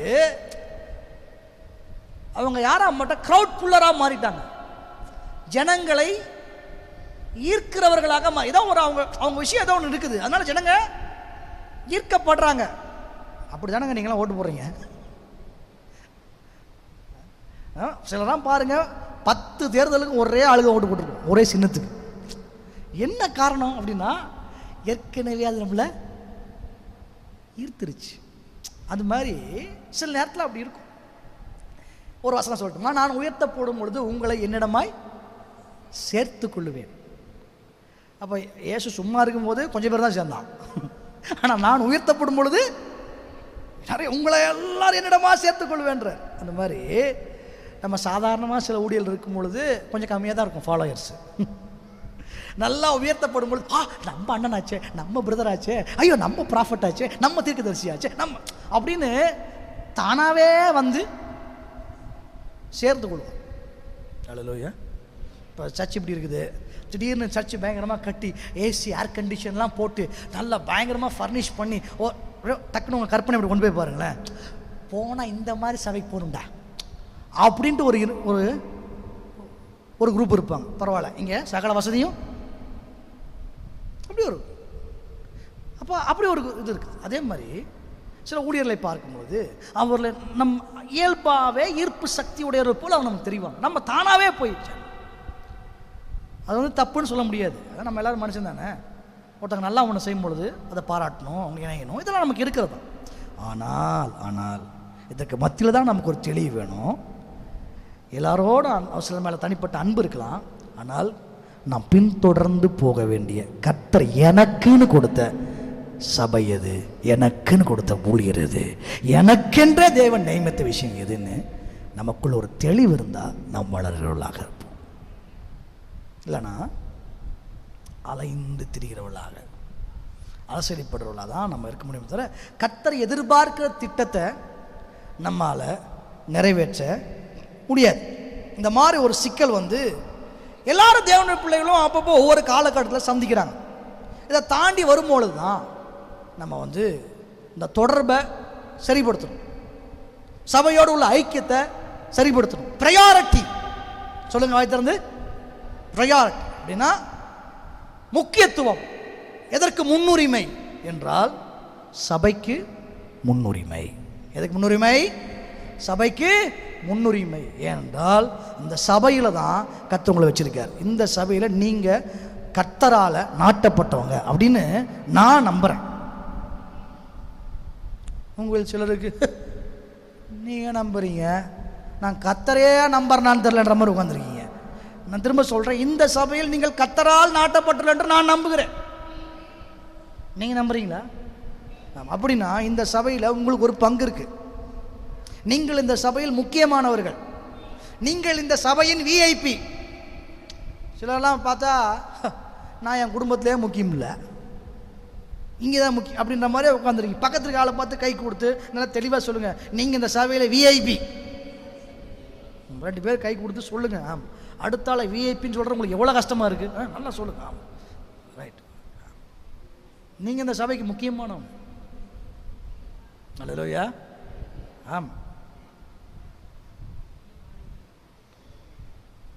கர்த்தருடைய திடத்தில் மட்டும்தான் கர்த்தர் நம்ம சபையில் கொண்டு வச்சிருக்கார். கர்த்தருடைய ஆலயத்தில் நாட்டப்பட்டவர்கள் தேவனுடைய பிரகாரங்களில் செழித்திருப்பார்கள். பின்னால் வசனங்கள் சொல்லும் பொழுது அவர் முதிர் வயதிலும் கனித்தந்து புஷ்டியும் பசுமையுமாய் இருப்பார்கள் பைபிள் சொல்லுது. அப்போ இந்த சபையில் நாம் முக்கியமானவர்கள். சபை நமக்கு முக்கியமானது. சபையில் நாம் முக்கியமானவர்கள். சபை எனக்கு நமக்கு முக்கியமானது. இந்த தெளிவை ஒரு தேவனுடைய பிள்ளை பெற்றுக்கொள்ள வேண்டும். நான் தொடர்பு கொள்ள அநேக இடங்கள் இருக்கலாம், தொடர்பு எண்களும் இருக்கலாம். ஆனால் நான் தொடர்ந்து போக வேண்டிய ஒரே இடம் தான் எனக்கு இருக்கிறது. அது என் தேவன் எனக்காக கொடுத்த சபை. இதுல தான் நாம தெளிவா இருந்து நம்முடைய பிள்ளைகளை தெளிவாக நடத்தினா நீங்களும் உங்கள் வீட்டாரும் கர்த்தரையே சேவிப்பீர்கள், தேவன் விரும்புகிற வளர்ச்சியை அடைவீர்கள். அதாவது தொடர்ந்து போகிறதுக்கும் அலைஞ்சு போகிறதுக்கும் வித்தியாசம் இருக்குது. தொடர்ந்து போகிறோம்னா உங்கள் முன்னேற்றம் கரெக்டாக இருக்கும். அலைஞ்சிட்டே இருக்கிறீங்கன்னா என்னமோ பயங்கரமாக பண்ண மாதிரி இருக்கும். நெட் ரிசல்ட் என்னன்னு பார்த்தீங்கன்னா நம்ம போக வேண்டிய லக்கை நோக்கி நகர்ந்திருக்க மாட்டோம். ஸ்திரீகளில் ரூபவதியே உங்ககிட்ட இருக்கிற குட்டிகளை நீ வளர்க்கணும், அதை சரியா பண்ணணும் அப்படின்னு சொன்னா மந்தையின் காலடிகளை நீ என்ன செஞ்சாகணும்னா தொடர்ந்து போய் மேய்ப்பர்களின் கூடார தண்டையில், இங்கதான் வரேன், மேய்ப்பர்களின் கூடாரங்கள் அண்டையில் உன் ஆட்டு குட்டிகளை மேய விடு. இங்க ஒன்று சொல்றார், தொடர்ந்து போய் மேய்ப்பர்களின் கூடார தண்டையில். இன்றைக்கு செய்தியின் தலைப்பு என்னன்னு கேட்பீங்கன்னா மேய்ப்பரின் கூடாரம். என்னது கூடாரம்? இதுதான் நான் சொல்ல விரும்புகிறேன். ஆனால் மனதில் போட்ட மெசேஜ் அதுதான். நிறைய கூடாரங்களை பைபிள் நம்ம பார்க்கணும். ஆசரிப்பு கூடாரம் ஆண்டவர் மோசேக்கு சொன்னது, மோசேக்கு காண்பித்தது. பெசலேயேல் போன்றுள்ள கர்த்தரை எழுப்பி உருவாக்க வச்சாரு. மோசே சொல்ல, பெசலேயேல் செய்ய, அவரோட ஒரு டீம் இணைந்து கொள்ள, ஞானம் எடுப்புள்ள மக்கள் கொடுக்க, எல்லாம் முடிஞ்ச உடனே கர்த்தரே அந்த கூடாரத்தை அவருடைய மகிமையினால நிரப்பினார். நீதிமானின் கூடாரம் சொல்லுதா இல்லையா? சொல்லுதுங்களா இல்லைங்களா? நீதிமானின் கூடாரம் தான் உங்களுக்கு என்ன வாசனை ஞாபகம் வருது? Very good. நீதிமானின் கூடாரத்தில் ரட்சிப்பின் கம்பீர சத்தம் நம்ம எல்லாரும் ஞாபகம். அப்படி இன்னும் கொஞ்சம் சொல்லணும்னா, நீதிமானா இருந்தீங்கன்னா உங்களுடைய கூடாரத்தை விசாரிக்கும் போது அதில் என்ன பண்ண மாட்டீங்கன்னா குறைவை காண மாட்டீர். நீதிமான் கூடாரத்தை சில ஆசீர்வாதம் இருக்கு. எப்படி ஆசரிப்பு கூடாரம் இருக்கோ, எப்படி நீதிமான் கூடாரம் இருக்குதோ, அதுபோல இங்க பைபிள் சொல்லுது மேய்ப்பரின் கூடாரம். என்னது? மேய்ப்பரின் கூடாரம், ஷெப்பர்ட்ஸ் டென்ட், மேய்ப்பரின் கூடாரம். அதனுடைய அனுபவத்தை தான் நான் உங்களோடு கூட இன்றைக்கு பகிர்ந்து கொள்ள விரும்புகிறேன். நம்பர் 1, மேய்ப்பனின் கூடாரம் அப்படின்னா மேய்ச்சலை உறுதி செய்யும் இடம். என்னதுங்க? மேய்ச்சலை உறுதி செய்யும் இடம். கூடாரம் அப்படின்னாலே அது எதை காட்டுதுன்னா, இது பெர்மனன்ட் இல்ல, இது டெம்பரவரி. அதனாலதான் என்னது கூடாரம். ரொம்ப எளிமையா புரிஞ்சுக்கலாம் மாதிரினா, திடீர்னு ஒரு நாள் பார்ப்போம் வால்போர் சுட்டி இருக்கும், பாம்பே சர்க்கஸ், ஜம்போ. இப்போ என்ன சர்க்கஸ் போகுது? ஒன்றும் போலையா? சரி, ஓகே. இப்படி ஏதாவது சர்க்கஸ் இருக்கும். ஹாஹா சர்க்கஸ் அப்படி நம்மளும் போனா அங்க என்ன இருக்கும்னா கூடாரம் இருக்கும். பார்ப்பீங்க, மார்னிங் ஷோ, மதிய ஷோ, சாயங்கால ஷோ, நைட் ஷோ. ஒரு நாளைக்கு 4 காட்சிகள் எல்லாம் பார்ப்போம். ரொம்ப நல்லா இருக்கு, ரைட், ஓகே, திரும்பி வந்துட்டோம். 40 நாள் கழிச்சு அதே இடத்துக்கு போவீங்க. கூடாரம். சர்க்கஸ் பார்க்கலான்னு போனா நம்ம சர்க்கஸ் காட்டணும். அங்க கூடாரம் டெம்பரவரி. பைபிள் என்ன சொல்லி, இந்த உடம்பே என்னத்தானா, இந்த தேகம் அழியும் கூடாரம் இருக்கு. என்னதுங்க இது? என்ன கூடாரம்? பாஸ்டர், நான் ரொம்ப நாள் வாழுவேன்னு நினைச்சா நீங்க என்ன இப்படி சொல்றீங்க? பைபிள் வசனம் என்ன சொல்லுது? உங்களுக்கு 70 வருஷம் தான் கூடாரம் தாங்க. Don't worry. மனுஷோட ஆயுசு காலம் 70 வருஷம். 70 வருஷம் இந்த கூடாரம் தாங்கும் அப்படின்னு கொடுத்தவர் எழுதி வச்சிருக்காரு. உருவாக்குனவர் 70 இயர்ஸ் கேரண்டி கொடுத்துருக்காரு. சிலருக்கு சந்தோஷம் பரவாயில்ல, சிலருக்கு ஐயோ எனக்கு 69 வயசு ஆச்சே, 70 வயசு வரைக்கும் தாங்க. சரி விடுங்க, பலத்தின் மிகுதியால் கொஞ்சம் சப்போர்ட் ஆண்டு கொடுப்பாரு. அங்கே கூடாரத்துக்கு அங்கங்கே சைடில் முட்டு கொடுத்து ஒரு 10 வருஷம் தள்ளலாம். சொல்லுமா சிலருக்கு ஐயோ நான் 79 வயசு ஆச்சே. அப்படி உங்களுக்கு ஒரு தோணுச்சுன்னா பரவாயில்ல, நான் உங்களுக்கு பைபிள் வருஷத்தின் படி ஒன்று சொல்கிறேன். என்ன தெரியுமா? 70 வருஷம் 80 வருஷம்னு பாடின மோசே எத்தனை வருஷம் வாழ்ந்தார் தெரியுமா? 120 வருஷம். அவர் பாருங்க 70 வருஷம் 80 வருஷம் பாடிப்புட்டு 120 வருஷம் வாழ்ந்துருக்காரு. அல்லையா, நீங்க 100 வருஷம் வாழுங்க, பரவாயில்ல. 2 பேருமா தள்ளியே சொல்லியிருக்கிறீங்க, அதுக்கு மேல தேவைப்படாதுன்னு நினைக்கிறேன். யாருக்கா தேவைப்படும் நினைக்கிறீங்க? எல்லாரும் போதுன்றீங்க. ஆமாம், அதுக்கு மேலே ஏற்கனவே கூட அங்கங்கே ஓட்டையாகி 1008 பிரச்சனையோடு அதுக்கு மாத்திரம் இதுக்கு மாத்திரம்னு ஓடுது. அதனால கூடாரத்துக்கு ரெஸ்ட் கொடுத்துட்டு கை வேலை இல்லாத நித்திய வீட்டுக்கு போயிடலாம். அல்லேலூயா. சரி, இப்போ அப்படியே வாங்க. இந்த சரீரம் கூடாரம், ஆசரிப்பு கூடாரம், இந்த மாதிரி பல கூடாரம் இருக்குல்ல. இந்த கூடாரம் மேய்ப்பனின் கூடாரம். கூடாரம்னாலே தற்காலிகமானது. எதுக்கு தற்காலிகமானது? அதாவது மேய்ப்பர்களின் கூடாரத்துடைய ஸ்பெஷாலிட்டி என்ன அப்படின்னா, மேய்ப்பன்னா ஆட்டை நடத்திட்டு போகணும், மேய்ச்சலுக்கு கூட்டிட்டு போகணும். நான் சின்ன பையனா இருக்கும் பொழுது நான் பார்த்துருக்கிறேன், நம்ம ஊரில் ஆடு மேய்த்து கொண்டு மேய்ப்பல் வரதை பார்த்துருக்கிறேன். அவங்க எப்படி வருவாங்கன்னா, ஆடெல்லாம் முன்னால போகும், இவர் பின்னால் ஒரு குச்சி வச்சுட்டு இருப்பார். அது நினைக்கிற இடத்துல மேயும், இவர் பின்னால் மாத்திரம் என்ன பண்ணுவார், ஒரு இலை மாதிரி வச்சுட்டு இருப்பார். சில நேரத்தில் வாழையிலே கையில் பிடிச்சலாம் பார்த்துருக்கேன். அது ஒரு காலம் அப்படி பார்த்து. இப்போ பார்க்குறேன், இங்கே தான் நிறைய ஆடு இருக்குது. நம்ம துரத்தினாலும் போகாத ஆடுங்க நிறைய என்கிட்ட இருக்கு.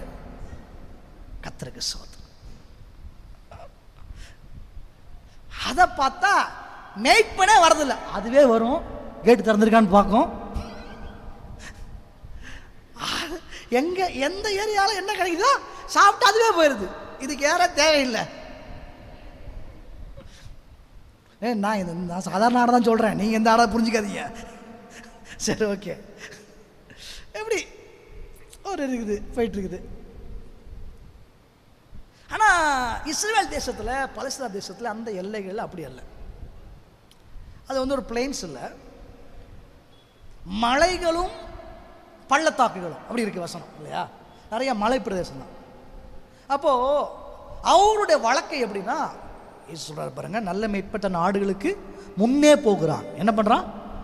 அப்போ மேய்ப்பன் தான் போய் இந்த இடம் மேய்ச்சலுக்கு சரியான உறுதி செய்ய வேண்டிய வேலை யாருடைய வேலைன்னா மேய்ப்பனோட வேலை. மேய்ப்பன் தான் போகணும். அவர் முன்னால தான் போவார். அவர் முன்னால போய் இந்த மேய்ச்சல் சரியானு பார்ப்பார். அதுக்கு என்ன பண்ணுவாங்கன்னா, அவங்க மேய்ச்சல்னா காலையில் மட்டும் சாயங்காலம் வர்றது மாத்திரம் இல்லை. சில நேரம் மேய்ச்சல்னா 3 நாள், 1 வாரம், 10 நாள், அப்படி நீண்ட கால மேய்ச்சலுக்கு அழைச்சிக்கிட்டு போவாங்க. என்ன காரணம்னா, இந்த ஆடு வளர்ற அளவுக்கு நான் மேய்ச்சல் கொடுக்கறதுக்கு நான் எவ்வளவு தூரம்னாலும் போவேன். அதான் அவனுடைய டெடிகேஷன், அதான் அவனுடைய அர்ப்பணிப்பு, அதான் அவனுடைய பிரதிஷ்டை. Any risk I will take to feed my flock. என்னுடைய மந்தையை நான் போஷிப்பதற்கு எவ்வளவு ரிஸ்கையும் எவ்வளவு தியாகத்தையும் எவ்வளவு அர்ப்பணிப்பையும் கொடுக்க நான் ரெடி அப்படின்னு ஒரு அர்ப்பணிச்சு மேய்ப்பனா இருக்கு. அதனால் நீங்கள் பாருங்க, அவங்களுடைய வழக்கமே அப்படிதான் இருந்துச்சு. அதனால மந்தை பயங்கரமாக பெருகுச்சு, வளர்ந்துச்சு. அவங்க அதில் ரொம்ப தேர்னாங்க. பைபிளை பார்க்கும்போது இஸ்ரேல் ஜனங்கள்லாம் வாழ்க்கை எடுத்து பாருங்க. ஆதியாகமம் 37ஆம் அதிகாரத்தில் அவன் ஒரு இடத்துக்கு வராங்க, யாக்கோபுடைய பிள்ளைகள்லாம். 16-17 வசனம். அதற்கு அவன், என் சகோதரனை தேடுகிறேன். யோசேப்பு சொல்றான், என் சகோதரனை தேடுகிறேன். அவர்கள் எங்கே ஆடு மேய்க்கிறார்கள் சொல்லும் என்றான். சொல்லும் என்று கேட்டான். அந்த மனிதன் அவர்கள் இவ்விடத்திலிருந்து போய்விட்டார்கள், தோத்தானுக்கு போவோம் என்று அவர்கள் சொல்ல கேட்டேன் என்றான். அப்பொழுது யோசேப்பு தன் சகோதரரை, தோத்தானுக்கு போவோம் என்று சொல்ல, வீட்டிலேருந்து வரும்போது என்ன சொல்லிட்டு வந்தாங்கன்னா, சீகம் வரைக்கும் போய் மேய்ச்சலை காட்டுவோம். அதனால தான் அப்பா யாரா யோசேப்பு அனுப்பும்போது சொல்கிறாரு, நீ சீகம் வரைக்கும் போ, அவன் மேய்ச்சலை காட்டுறான், அவனை போய் பார்த்துட்டு வா. ஆனால் அங்கே போனால் இவனுங்க யாருமே அங்கே இல்லை. அப்போ இவங்க என்ன பண்ணியிருக்காங்க, ஆட்டுக்கு இங்கே சரியான மேய்ச்சல் இல்லை, அப்படின்னா அடுத்த எல்லைக்கு போகலான்னு அடுத்த எல்லையை நோக்கி நகர்த்திட்டு போயிருக்கிறான். அல்லேலூயா, அல்லேலூயா சொல்லுங்க பார்க்கலாம். அப்போ அவருடைய வழக்கம் என்ன அப்படின்னா, கிளம்பி போயிட்டானா ஆடு நிரம்புற வரைக்கும், வயிறு நிரம்பி அந்த ஆடு நல்லா சாப்பிட்டு அந்த ஆட்டுக்கு நல்ல மேய்ச்சலை கொடுக்கறது ஒரு மேய்ப்பன் ரொம்ப டெடிக்கேட்டடாக பண்ணான். மேய்ச்சலுக்கான இடத்த மேய்ப்பன் தான் தீர்மானிப்பான். அல்லேலூயா, சத்தமர் இல்லையா சொல்லுங்களேன், நல்லவர் இல்லையா சொல்லுங்களேன். ஆமாம், அது மேய்ச்சலுக்கான இடத்த அவன் தீர்மானிச்சு இங்கே வந்தா சரின்னு சொல்லி அவன் இருப்பான். அந்த ஆட்டுக்கு மேய்ச்சல் இல்லையா, அவன் கூடாரத்தை பேத்துருவான், அடுத்து நேராக போவான். எங்கே மேய்ச்சல் இருக்கோ அங்கே கூடாரம் போட்டு அங்கேருந்து ஆடுகளை மேய விடுவான். இந்த மேய்ச்சலை உறுதிப்படுத்த வேண்டிய ஒரு பொறுப்பை முழுமையாக யார் எடுத்துக்கணும்னு கேட்டிங்கன்னா மேய்ப்பன். அதான் மேய்ப்பனுடைய கூடாரம் என்றாலே மேய்ச்சல் உள்ள ஒரு இடம். அல்லேலூயா, சந்தோஷமாக இல்லையா சொல்லுங்க பார்க்கலாம். நீங்கள், நான் பைபிள் உள்ள மேய்ப்பரில் ரொம்ப அதிகமாக கவனித்து பார்ப்பேன். அந்த ரூபன் காத் கோத்திரத்தை கவனித்து பார்த்தீங்கன்னா, ஒரு பெரிய தேசம் இஸ்ரவேல் தேசத்தை கர்த்தர் வாக்கு பண்ணியிருக்காருல்ல. அப்போ அவங்க அழைச்சிட்டு வரும் பொழுது இந்த கோத்திரத்தார் என்ன சொன்னாங்கன்னா, நாங்கள் யோர்தானுக்கு அந்த பக்கத்தில் வரல, நாங்கள் இந்த பக்கத்தில் இருந்துக்கிறோன்றான். நீங்கள் என்னாகமத்தின் புஸ்தகத்துக்கு 32ஆம் அதிகாரம் 1ஆம் வசனத்துக்கு வாங்க. 32:1. ரூபன் புத்திரருக்கும் காத் புத்திரருக்கும் ஆடு மாடுகள் மிகவும் திரளாயிருந்தது. ரூபன் புத்திரருக்கும் காத் புத்திரருக்கும் ஆடு மாடுகள் மிகவும் திரளாயிருந்தது. அவர்கள் யாசேர் தேசத்தையும் கீலேயாத் தேசத்தையும் பார்த்தபோது அது ஆடு மாடுகளுக்கு தகுந்த இடம் என்று கண்டார்கள். ஆகையால் ரூபன் புத்திரரும் காத் புத்திரரும் வந்து மோசேயையும் ஆசாரியனாகிய எலெயாசாரையும் சபையின் பிரபுக்களையும் நோக்கி, கர்த்தர் இஸ்ரவேல் சபைக்கு முன்பாக முறியடித்த அதரோத், தீபோன், யாசேர், நிம்ரா, எஸ்போன், எலாயலே, சேபாம், நேபோ, பேயோன் என்னும் பட்டணங்களை சேர்ந்த நாடானது ஆடு மாடுகளுக்கு தகுந்த இடம். உமது அடியாருக்கு ஆடு மாடுகள் உண்டு. போ ஐயா, இந்த யோர்தானுக்கு அப்பா கூட்டி போய் தான் நிலத்தை பங்கிடணும். ஆனால் இப்போ இங்கே சொல்லிட்டான், இந்த இடம், இந்த கீலேயாத் உட்பட இருக்கிற இந்த இடம் எங்ககிட்ட இருக்கிற ஆடு மாடுகளுக்கு தகுந்த இடம், நாங்க இங்க இருந்துக்க விரும்புறோம் சொன்னா no no no no no no அப்படி இருக்க முடியாது, அப்படி இருக்கக்கூடாது. ஏன் அப்படி இருக்கக்கூடாதுன்னா, அந்த இடத்தை எல்லாரும் பங்கிடணும்.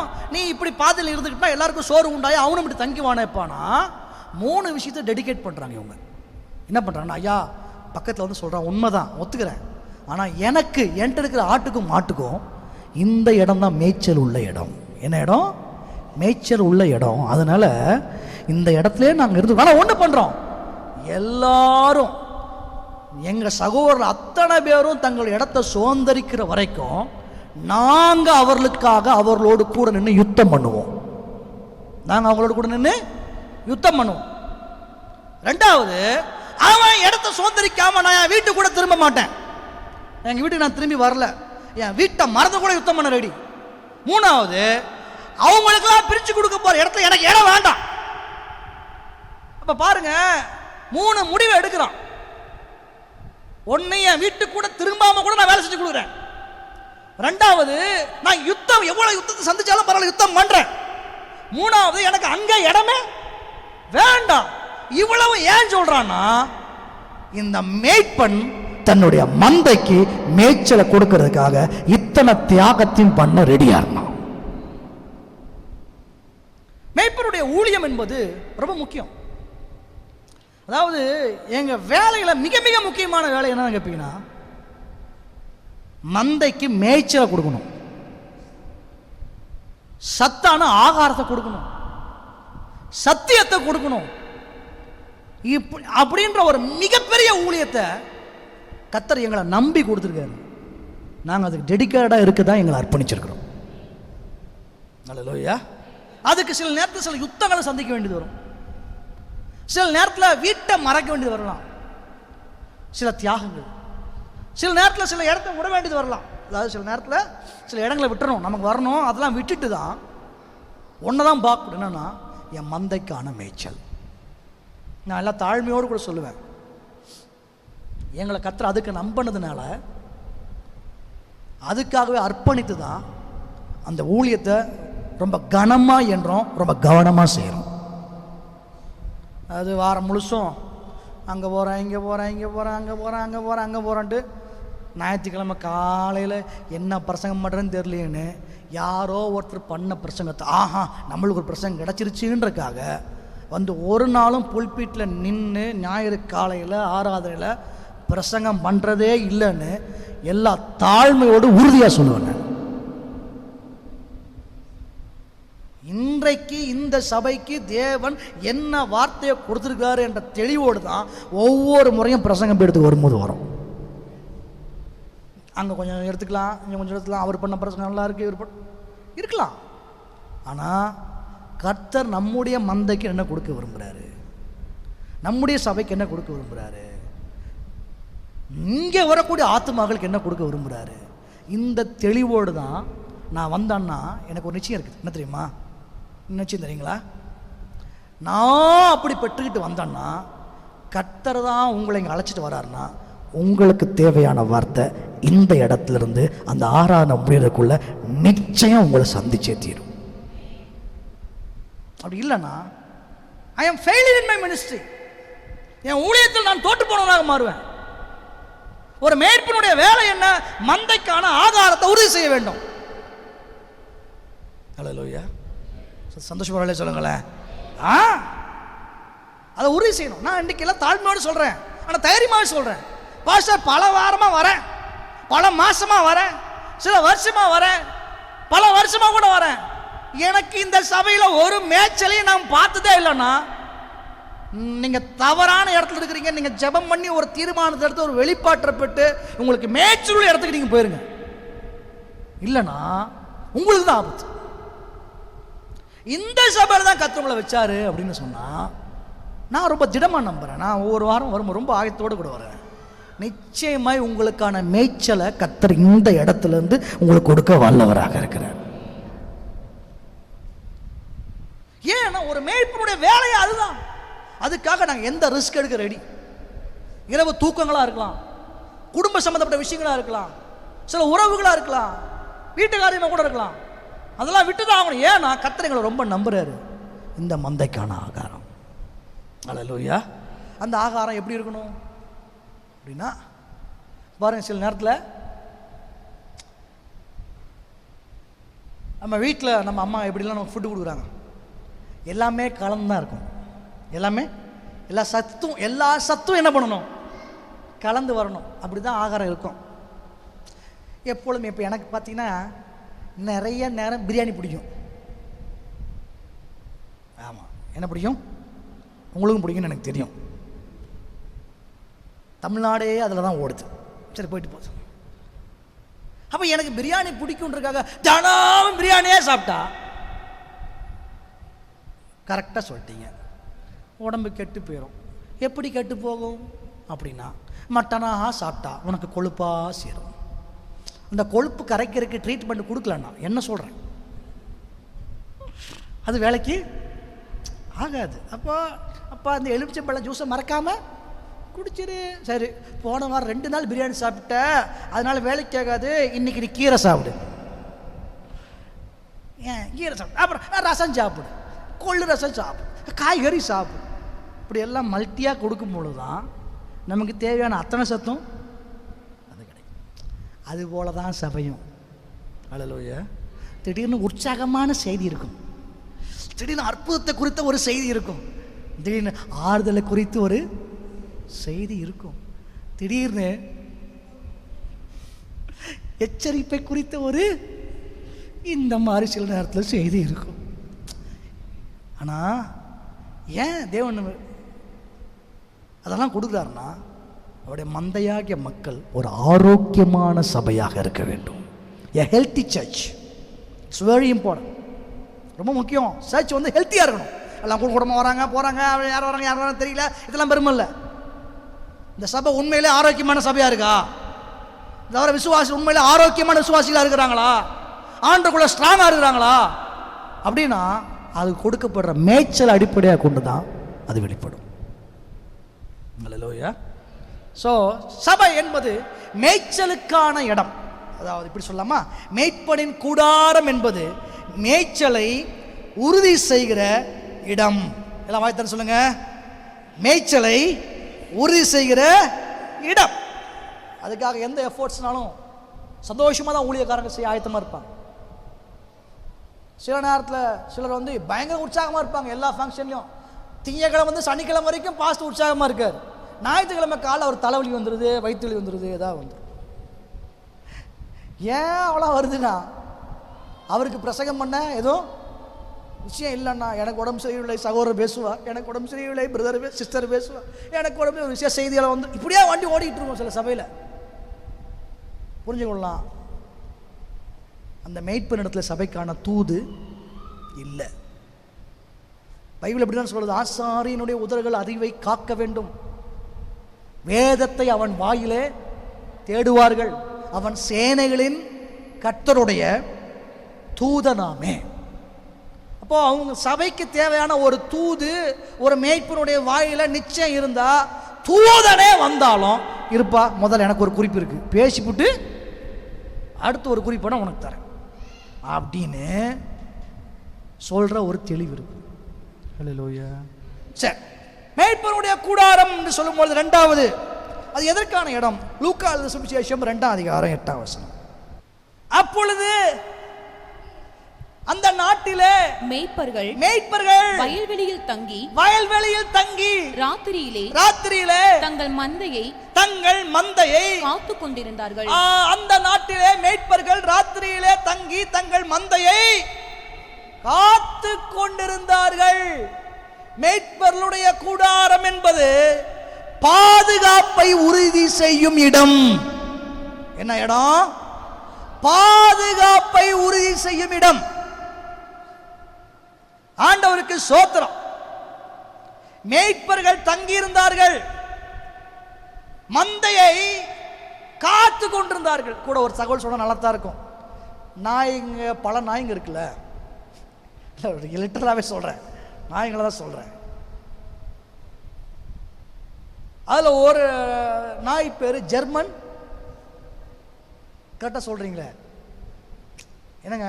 என்னது? சத்தமா சொல்லுங்க. ஜெர்மன் ஷெப்பர்ட்னு ஒரு நாய் இருக்கு, பார்த்துருக்கீங்களா இல்லையா? அதுதான் பொதுவாக அந்த காட்டில் அங்கெங்கெல்லாம் வளர்க்குறாங்க, சில தோட்டத்தை பாதுகாக்க நிறைய வீட்டில் இடம் பண்ணிருக்காங்க. எதை வச்சுருக்காங்கன்னா ஜெர்மன் ஷெப்பர்ட். அந்த ஜெர்மன் ஷெப்பர்ட் வச்சுக்கணும்னு சொல்லலாம் கொஞ்சம் பேருக்கு பெருமை. நமக்கு அதை பார்த்தாலே கொஞ்சம் பயமாகுது, ஏன்னா அது அப்படி பயங்கரமாக இருக்குது. ஜெர்மன் ஷெப்பர்ட் அப்படின்னா என்ன அர்த்தம்? தமிழில் சொல்லுங்க, ஜெர்மன் மேய்ப்பன். என்னது? ஜெர்மன், அதானே ஜெர்மானிய மேய்ப்பன் வச்சுக்கலாமா? German shepherd. லிட்ரலாகவே ஜெர்மன் தேசத்தில் ஏன் அந்த நாய்க்கு அந்த பேர் வந்துச்சுன்னா, அவங்க மந்தையெல்லாம் காக்கிறதுக்கு மேய்ப்பனோடு கூட ஹெல்ப் பண்ணுற அளவுக்கு ட்ரைனிங் கொடுத்து ஒரு நூற்றாண்டுக்கு முன்னால் அந்த நாயை பயன்படுத்தியிருக்காங்க. அதனால தான் அது பேர் என்னவா, ஜெர்மன் ஷெப்பர்ட்னு அதுக்கு பேர் வச்சு.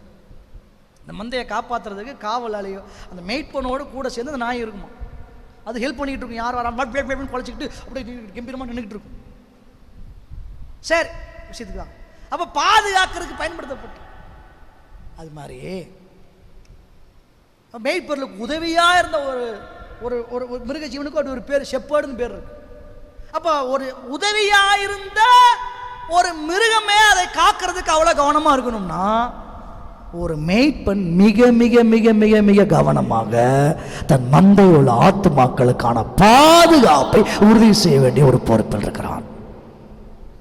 மேய்ப்பனுடைய கூடார தண்டையிலே உன் ஆட்டுக்குட்டிகளை மேய விடு என்றால் அது ஒரு பாதுகாப்பை உறுதி செய்கிற இடம்.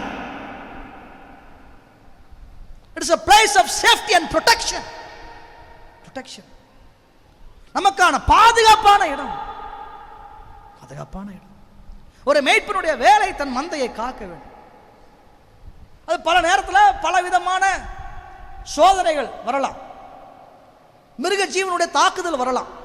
தாவீது சொல்றாரு பாருங்க, நான் எதுக்கே தப்பு வச்சேன்றாருன்னா, சிங்கத்தின் வாயில் இருந்து என் ஆட்டை நான் தப்பு வச்சேன், கரடிக்கிட்டு இருந்த என் ஆட்டை நான் தப்பு வச்சேன். அப்படின்னா எப்படி யோசித்து பாருங்க. சிங்கம் வந்து ஆட்டை பிடிச்சிருச்சு, தாவீது போய் சிங்கம் விடு விடு, சாரி பிரதர் உங்களுதா அப்படின்னு அதை விட்டுட்டு he needs to fight at that. தான் உயிரை பணைய வச்சு அவன் சந்திச்சு தான் ஆகணும். அதை சந்திச்சு சண்டை போட்டா மட்டும்தான் அதை மீட்க முடியும். தானே ஃபிலிம் நினைச்சிட்டோமா, படம் நினைச்சிட்டோமா, எத்தனை சண்டை போட்டாலும் எவ்வளவு கத்திரி குத்தாலும் ஹீரோக்கு மாத்திரம் அடியே படம். எனக்கு ஒன்றும் அவளை அப்படி இல்லை. இது யுத்தம், இட்ஸ் அ பேட்டில்.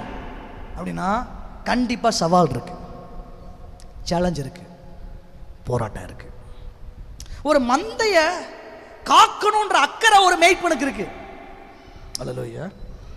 காக்க வேண்டிய பொறுப்பு, ரெஸ்பான்சிபிலிட்டி இருக்கிறதுனாலதான் அது ரொம்ப அதிகமாகும் பொழுது ஒரு மேய்ப்பன் என்ன பண்ணுவான், ஒரு ஆடு தவறான எல்லாம் போயிட்டு இருக்கும் போது ஒரு ஆடு மாத்திரம் தாண்டி ரொம்ப ஓவரா குதிச்சு போகுதுன்னா இங்க இருந்து மேய்ப்பன் சத்தம் போடுவான்.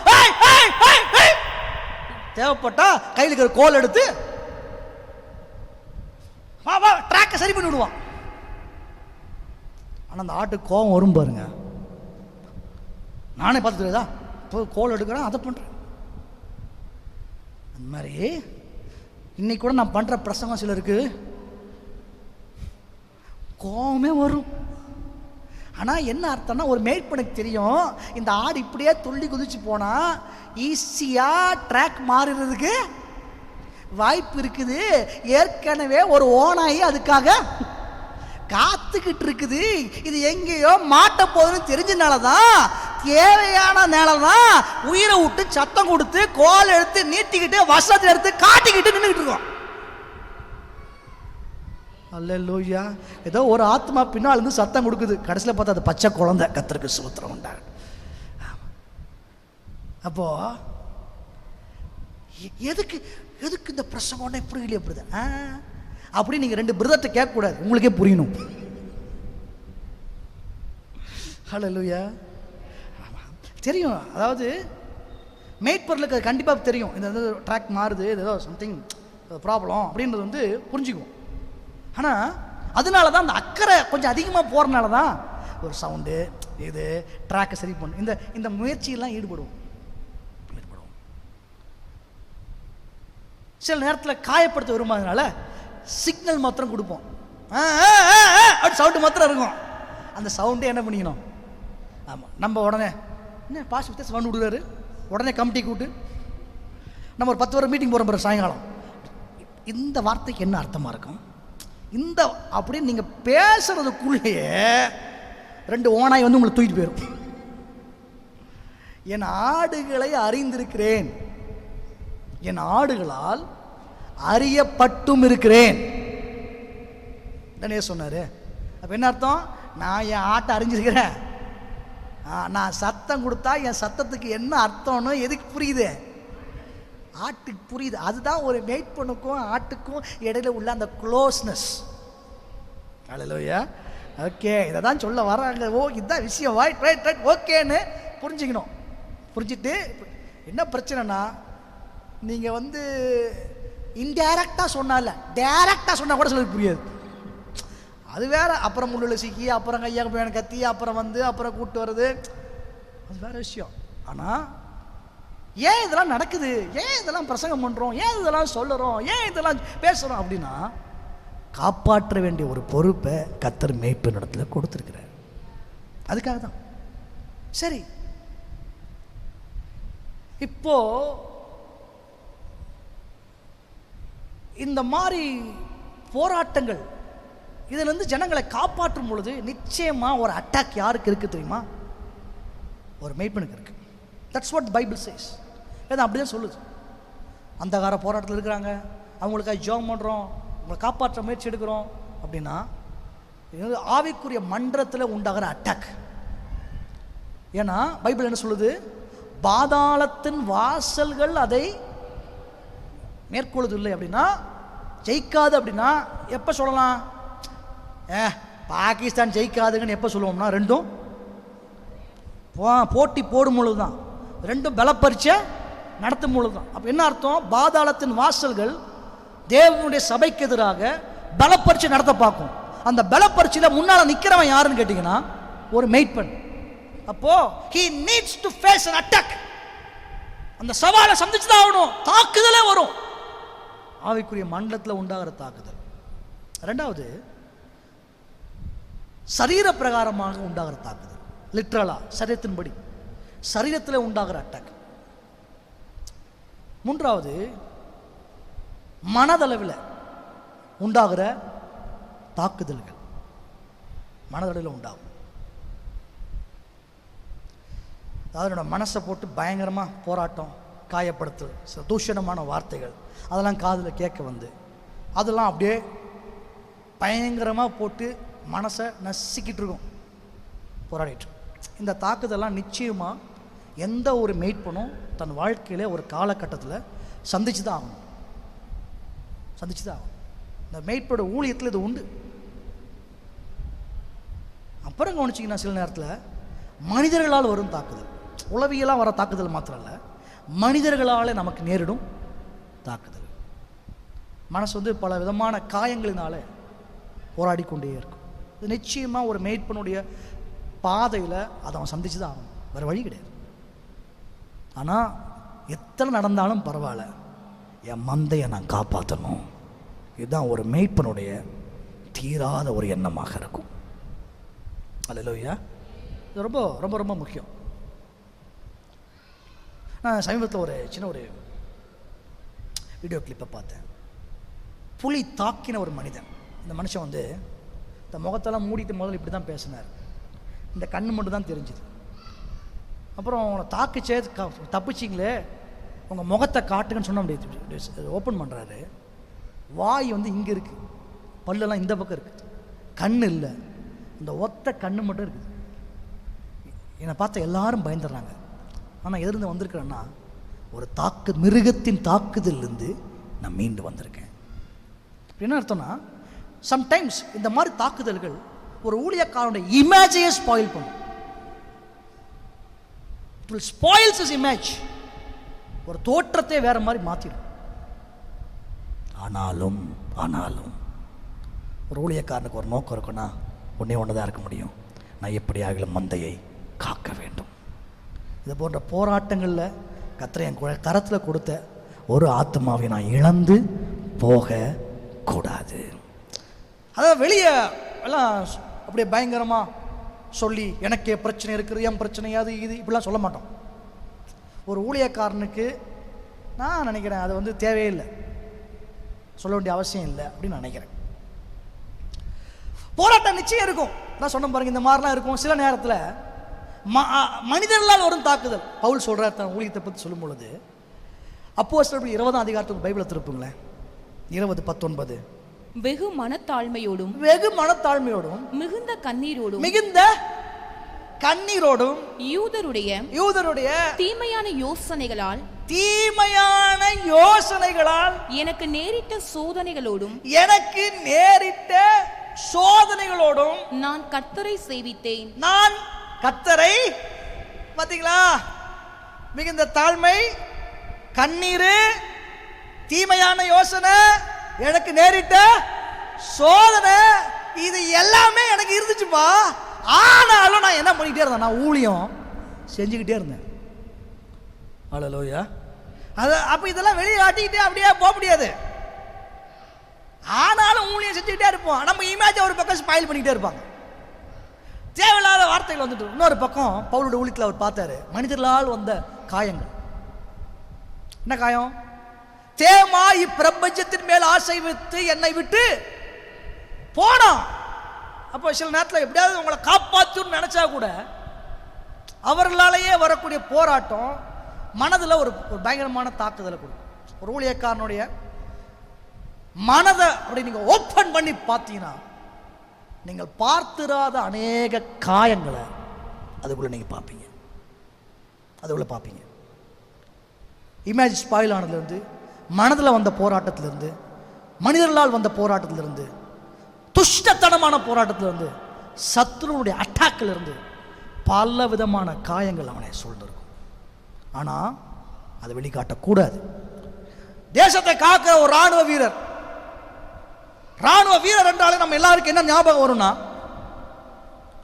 ஒரு மிடுக்கான தோற்றம், ஒரு கம்பீர தோற்றம். அதானே? என்னங்க கரெக்டா நான் சொல்றேன் இல்லையா? அதனால தான் என்ன சொல்ற, ராணுவ வீரன். சரி, இப்படி யோசித்து பாருங்க.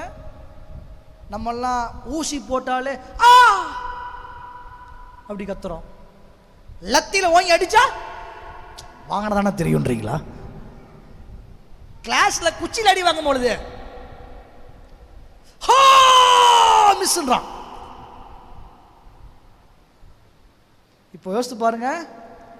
ஒரு எதிர்க்க இருக்கிற எதிரியை சந்திக்கிறான், அவன் கையில் மாட்டிட்டான் அப்படின்னா அவனை போட்டு சித்திரவாதம் பண்றாங்களே, குண்டுல அடி தாங்குவேன் நம்ம சொல்லிக்கிட்டு இருப்பாரு. அவருக்கு ஏற்படுற காயத்தில் அவரும் கதை தான் செய்வார்.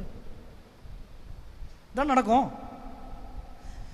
இந்திய எல்லையில் ஒரு முறை நம்ம பார்த்தோம், மரக்கட்டைகள், அதில் ஆணி அடிச்சே கொண்டிருக்கான் சீனாக்காரன்.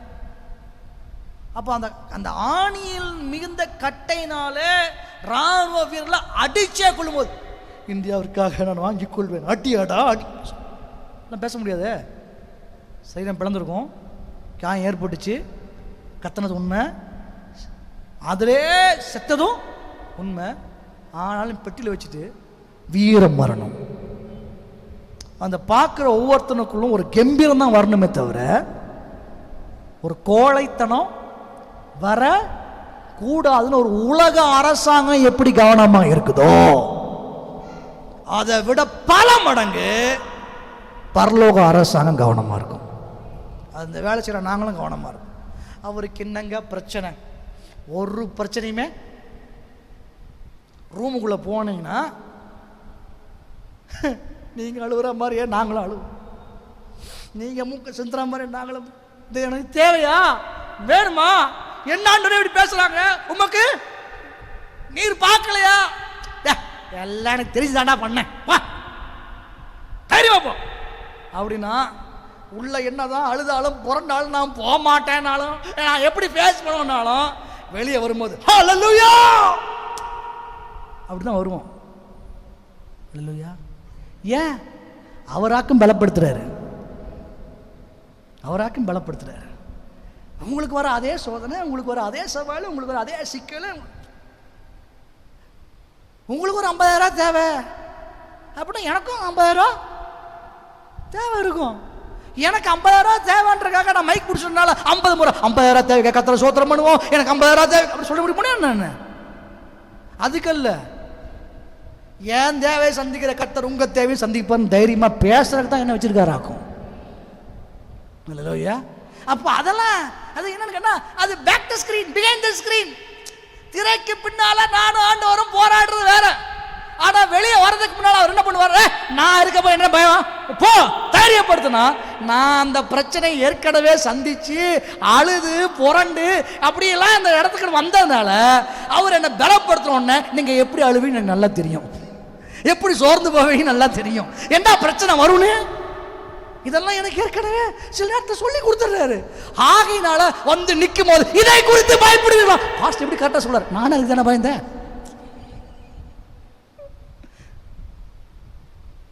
அப்போ அதை குறித்து பேசின உடனே எங்கள் உபத்திரவங்களினாலே, பவுல் சொல்றாரு, அதான் சொல்றாரு, எங்கள் உபத்திரவங்களினாலே நீங்கள் மிகுந்த ஆறுதல் அடையும் படிக்கு. எப்படியா எங்கள் உபத்திரவத்தினால? அப்போ என்ன அர்த்தம், ஏன் நான் உபத்திரப்பட்ட உடனே உபத்திரப்படுற வேதனை என்னன்னு எனக்கு தெரிஞ்சு போச்சு. தெரிஞ்சு போனனால ஆறுதல் எவ்வளவு அவசியம் எனக்கு புரியுது. அப்ப எனக்கு ஒரு ஆறுதல் கொடுத்து போப்பாவோட நான் எழுப்பி வந்துடுறேன்.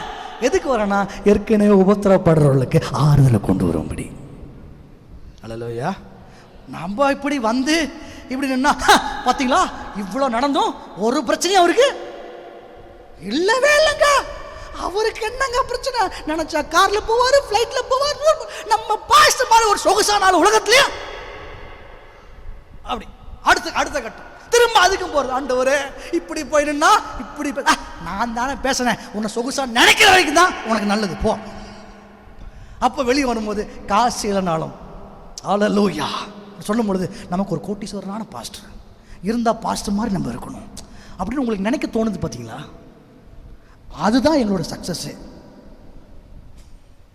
அல்லேலூயா. பாவம் ஒரு பரிதாபமான பாஸ்டர் நீங்க நினைச்சிட்டீங்கன்னா, அப்புறம் நான் ஊழியம் செய்கிற ஆண்டவருக்கு நான் கனத்தை கொண்டு வர முடியாது. என்னை பார்த்து பல நேரத்தில் நீங்க ஆஹா பாஸ்டர் பணக்காரன் நினைக்கிறது எனக்கு சந்தோஷம்தான். நினைக்காதவர்கள் அல்லையா சொல்லுவோம். பார்த்தீங்களா, எல்லாரும் நினைச்சிருக்கிறீங்க. கர்த்தருக்கு ஸ்தோத்திரம். சரி, அப்போ பாதுகாப்பு. மேய்ப்பனுடைய கூடாரம் என்று சொல்லும் பொழுது ஒரு மேய்ப்பனுடைய வேலை ஆத்துமாக்களை பாதுகாக்க வேண்டும், பாதுகாக்க வேண்டும். ஆனால் சில காயங்கள் உண்டு. எப்படி தாவீது சிங்கத்தை கையிலிருந்து வாயிலிருந்து மீட்டாரு, கரடியிலிருந்து மீட்டாரு. நாங்களும் போராடுறோம், சிலதை மீட்கிறோம், சிலதை மீட்க முடியாமல் போகுது. ஆனால் அதனால் ஏற்பட்ட காயம் இருக்கு. It took an effort. இந்த கேள்விக்கெல்லாம் எங்க பதில்னா, தோத்துட்டு தான் உலகம் நினைக்குது, வெற்றியா இல்லைன்னு உலகம் பேசுது, சம்திங் மிஸ் உலகம் சொல்லுது. இந்த கேள்விக்கு என்னால பதில் சொல்ல முடியல. பட் இந்த பாஸ்டல் மினிஸ்டர்ல ஐ ஷுட் ப்ரொடெக்ட் பீப்பிள்.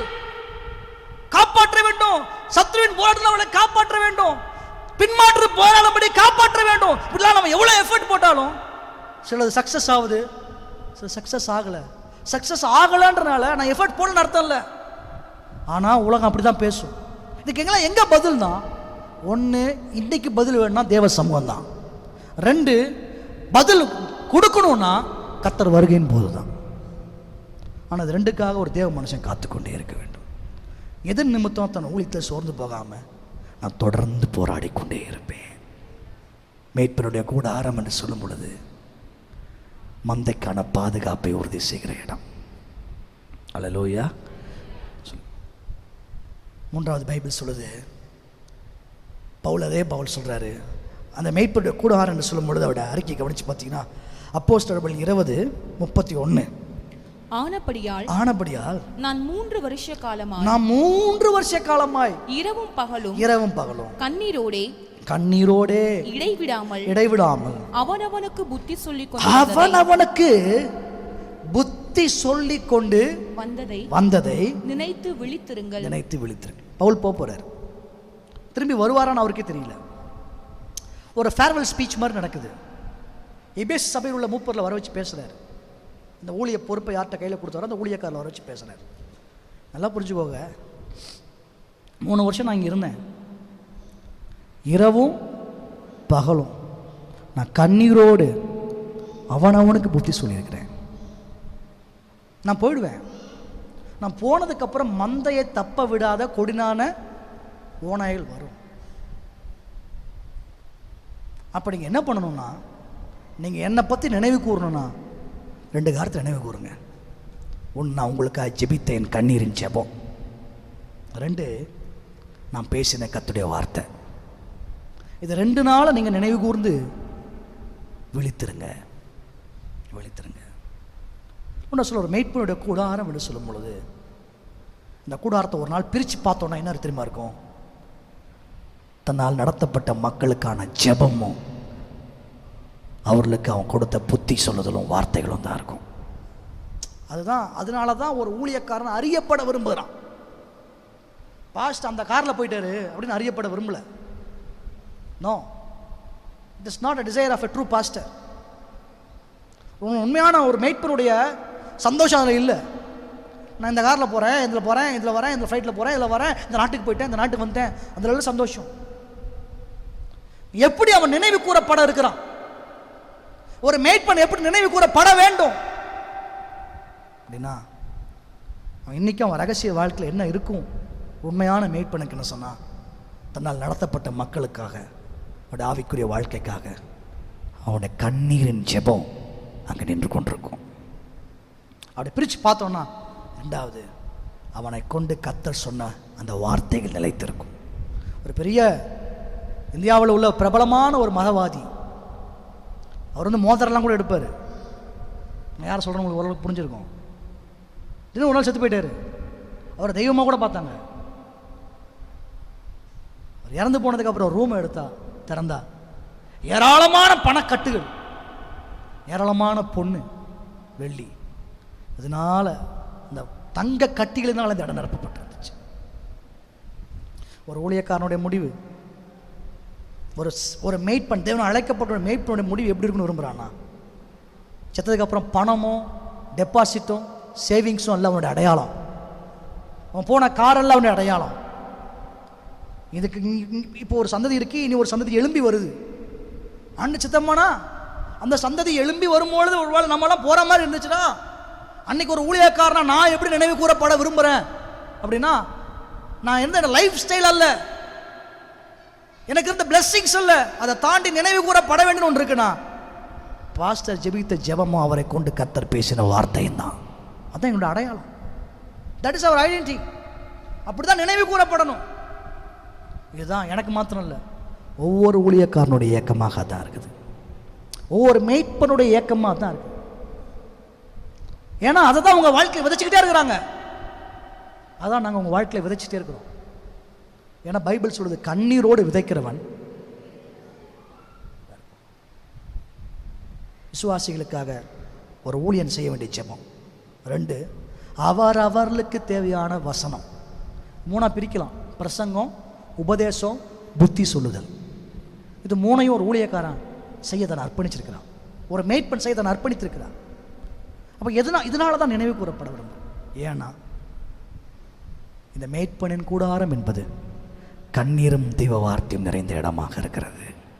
அல்லேலூயா. ஸ்ரீகளில் ரூபவதியே, மந்தையின் காலடியை பின்தொடர்ந்து போய் மேய்ப்பருடைய கூடாரங்கள் அண்டையில் ஒரு ஆட்டுக்குட்டியை மேய விடு. நம்ம அப்படிப்பட்ட ஒரு இடத்துல இருந்து, அப்படிப்பட்ட ஒரு ஊழியத்தோடு நெருக்கமாக இருந்து, தேவ சபையோடு நெருக்கமாக இருந்து, தேவ ஊழியர்களோடு கூட ஐக்கியப்பட்டிருந்தா, நான் சொல்லுவேன், நானும் என் வீட்டாரும் நாம் அனைவரும் கர்த்தரையே சேவிக்கலாக இருந்து தேவ திட்டத்தை செய்து முடித்தவர்களாக நம்முடைய ஓட்டத்தை முடிப்போம். ஹல்லேலூயா, ஹல்லேலூயா, ஹல்லேலூயா. இந்த தெளிவு தான் இன்னைக்கு சபைக்கு வேணும். இந்த தெளிவு இன்னைக்கு சபைக்கு வேணும்னு நான் விரும்புகிறேன். பரிசுத்த ஆவியானவர் விரும்பினால தான் இந்த வார்த்தையை என் மாவில் கற்றுக் கொடுத்தேன். நான் ரொம்ப கிளியராக பேசுகிறேன். எல்லாருடைய எதிர்பார்ப்பு பிரசங்கத்தை குறித்து வித்தியாசமாக இருக்கலாம். Not a problem. இன்றைக்கி பேசின பிரசங்கத்துக்கு உள்குத்துலாம் ஒன்றும் கிடையாது. டைரக்ட் தான் இது. Direct message to every one. நான் சபையின் காலடிகளை பின்தொடர்ந்து போகிறேன்னா, தரிசனத்தோடு என்னை இணைத்திருக்கிறேன்னா, இதில் என்னுடைய பங்களிப்பை நான் நிறைவேற்றுறேன்னா, இதில் நான் ஆக்டிவாக இருக்கிறேன்னா, என் பிள்ளைகளை இந்த இடத்துக்குள்ளே கொண்டு வந்து விடுறேன்னா, உங்கள் பிள்ளைகளுக்கும் சபைக்கும் இடைய ஒரு க்ளோஸ் சர்க்கிளை கொண்டு வர வேண்டிய பொறுப்பு உங்கள்கிட்ட தான் இருக்குது. It's in your hand. நீங்கள் வராமல் உங்கள் பிள்ளைகள் அந்த இடத்துக்கு வர முடியாது. இதுதான் ஃபேக்ட்டுங்க. That's a fact. நீங்கள் அவங்கள பிடிச்சி கொண்டு வந்து இதுதான் உன்னுடைய இடம், இந்த கூடார தண்டையில் தான் நீ இருக்கணும்னு அன்னைக்கு அண்ணால் பிடிச்சி கொண்டு வந்து சாமுவேலை விட்ட மாதிரி நீங்கள் தேவ சமூகத்தில் விட்டுட்டு நீங்களும் அதே ஐக்கியத்தில் உறுதியாக இருந்தீங்கன்னா உங்கள் பிள்ளைகள் கர்த்தருக்கென்று மகிமையான சாட்சியாக எழும்புவாங்க. ஆண்டவரே, அந்த கிருபையை என் மேலே, என் குடும்பத்தின் மேலே வைப்பீராக. எத்தனை பேர் ஆமென் என்று சொல்லுறீங்க? அப்படி எழும்பி நிற்போமா? எழும்பி நிற்போமா? என் சபையுடனே உம்மை துதித்திடவே கிருபையும் கிடைத்திட்டதே. என் சபையுடனே உம்மை துதித்திடவே கிருபையும் கிடைத்திட்டதே. ஆராதிக்க வந்தோம், அன்பு கூற வந்தோம், துதித்திட வந்தோம்.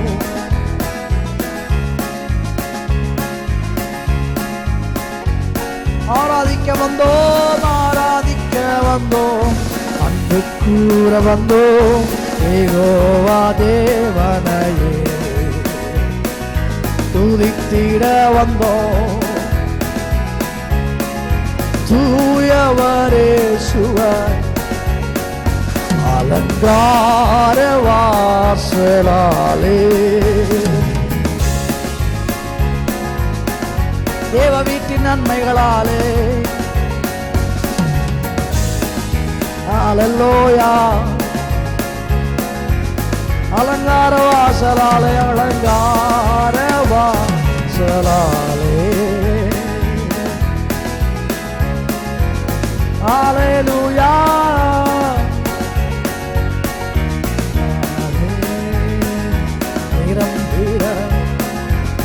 ஆராதிக்க வந்தோம், ஆராதிக்க வந்தோம், அன்பு கூற வந்தோம். ஓ தொழுவிட வந்தோம், ஆராதிக்க வந்தோம். ஓ அன்பு கூற வந்தோம். அல்லேலூயா. தொழுதிட வந்தோம் தூயவரே சுவையே. Amen. Hallelujah. Praise the Lord. உங்களுக்கு நல்லா தெரியும் எந்த இடத்துல ஆவியானவர் இந்த வார்த்தையில கொண்டு உங்களோடு இடைப்பட விரும்புகிறாரு, இடைப்பட்டிருக்கிறாரு. நமக்கு நல்லா தெரியும். இன்னைக்கு காலத்துக்கு நம்ம ஒப்பு கொடுப்போம். அப்பா, என்னை ஆளுகை செய்யும், ஆளுகை செய்யும்.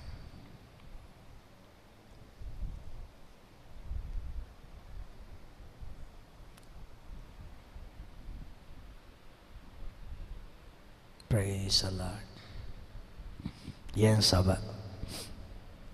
கர்த்தர் எனக்கு கொடுத்த சபை.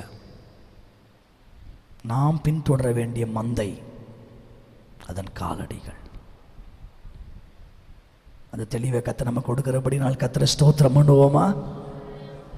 நல்லா வாய் திறந்து ஸ்தோத்திரம் பண்ணணும். ஸ்தோத்திராம்சம். இந்த சபையை நாம் சொன்னபடி ஒரு மேய்ச்சலின் இடமாக இருக்கும்படி, மேய்ச்சலை உறுதிப்படுத்துகிற மேய்ப்பனின் கூடாரமாக இந்த சபை இருக்கும்படி கர்த்தரை ஸ்தோத்திரம் பண்ணுவோம்.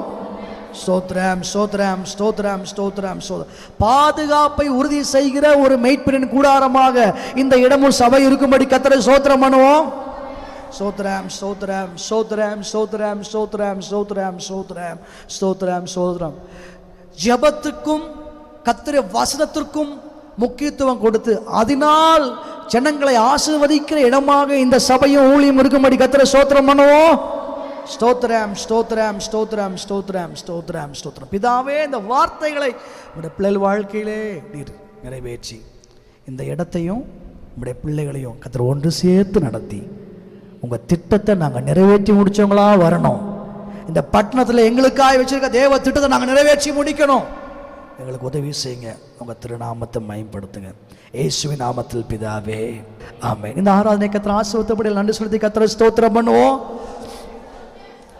ஸ்தோத்திரம், ஸ்தோத்திரம். சேர்ந்து சொல்லுவோம். என் ஆத்துமாவே கர்த்தரை ஸ்தோத்திரி, என் முழு உள்ளமே பரிசுத்த நாமத்தை ஸ்தோத்திரி, கர்த்தரை ஸ்தோத்திரி.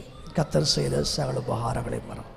ஆமென். நம்முடைய கர்த்தராகிய இயேசுவின் கிருபை, பிதாவாகிய தேவனுடைய அன்பு, ஆவியானவருடைய ஐக்கியம், வழிநடத்துதல் நம் அனைவரோடும் சகல பரிசுத்தவான்களோடும் கர்த்தருடைய வருகை மட்டும் நிலைத்திருப்பதாக. ஆமென். ஹல்லேலூயா. கர்த்தர் நம்மை ஆசீர்வதிப்பார், நம்மோடு கூட இருப்பார். ஒரு வாழ்த்தி செல்லுங்கள். God bless you all.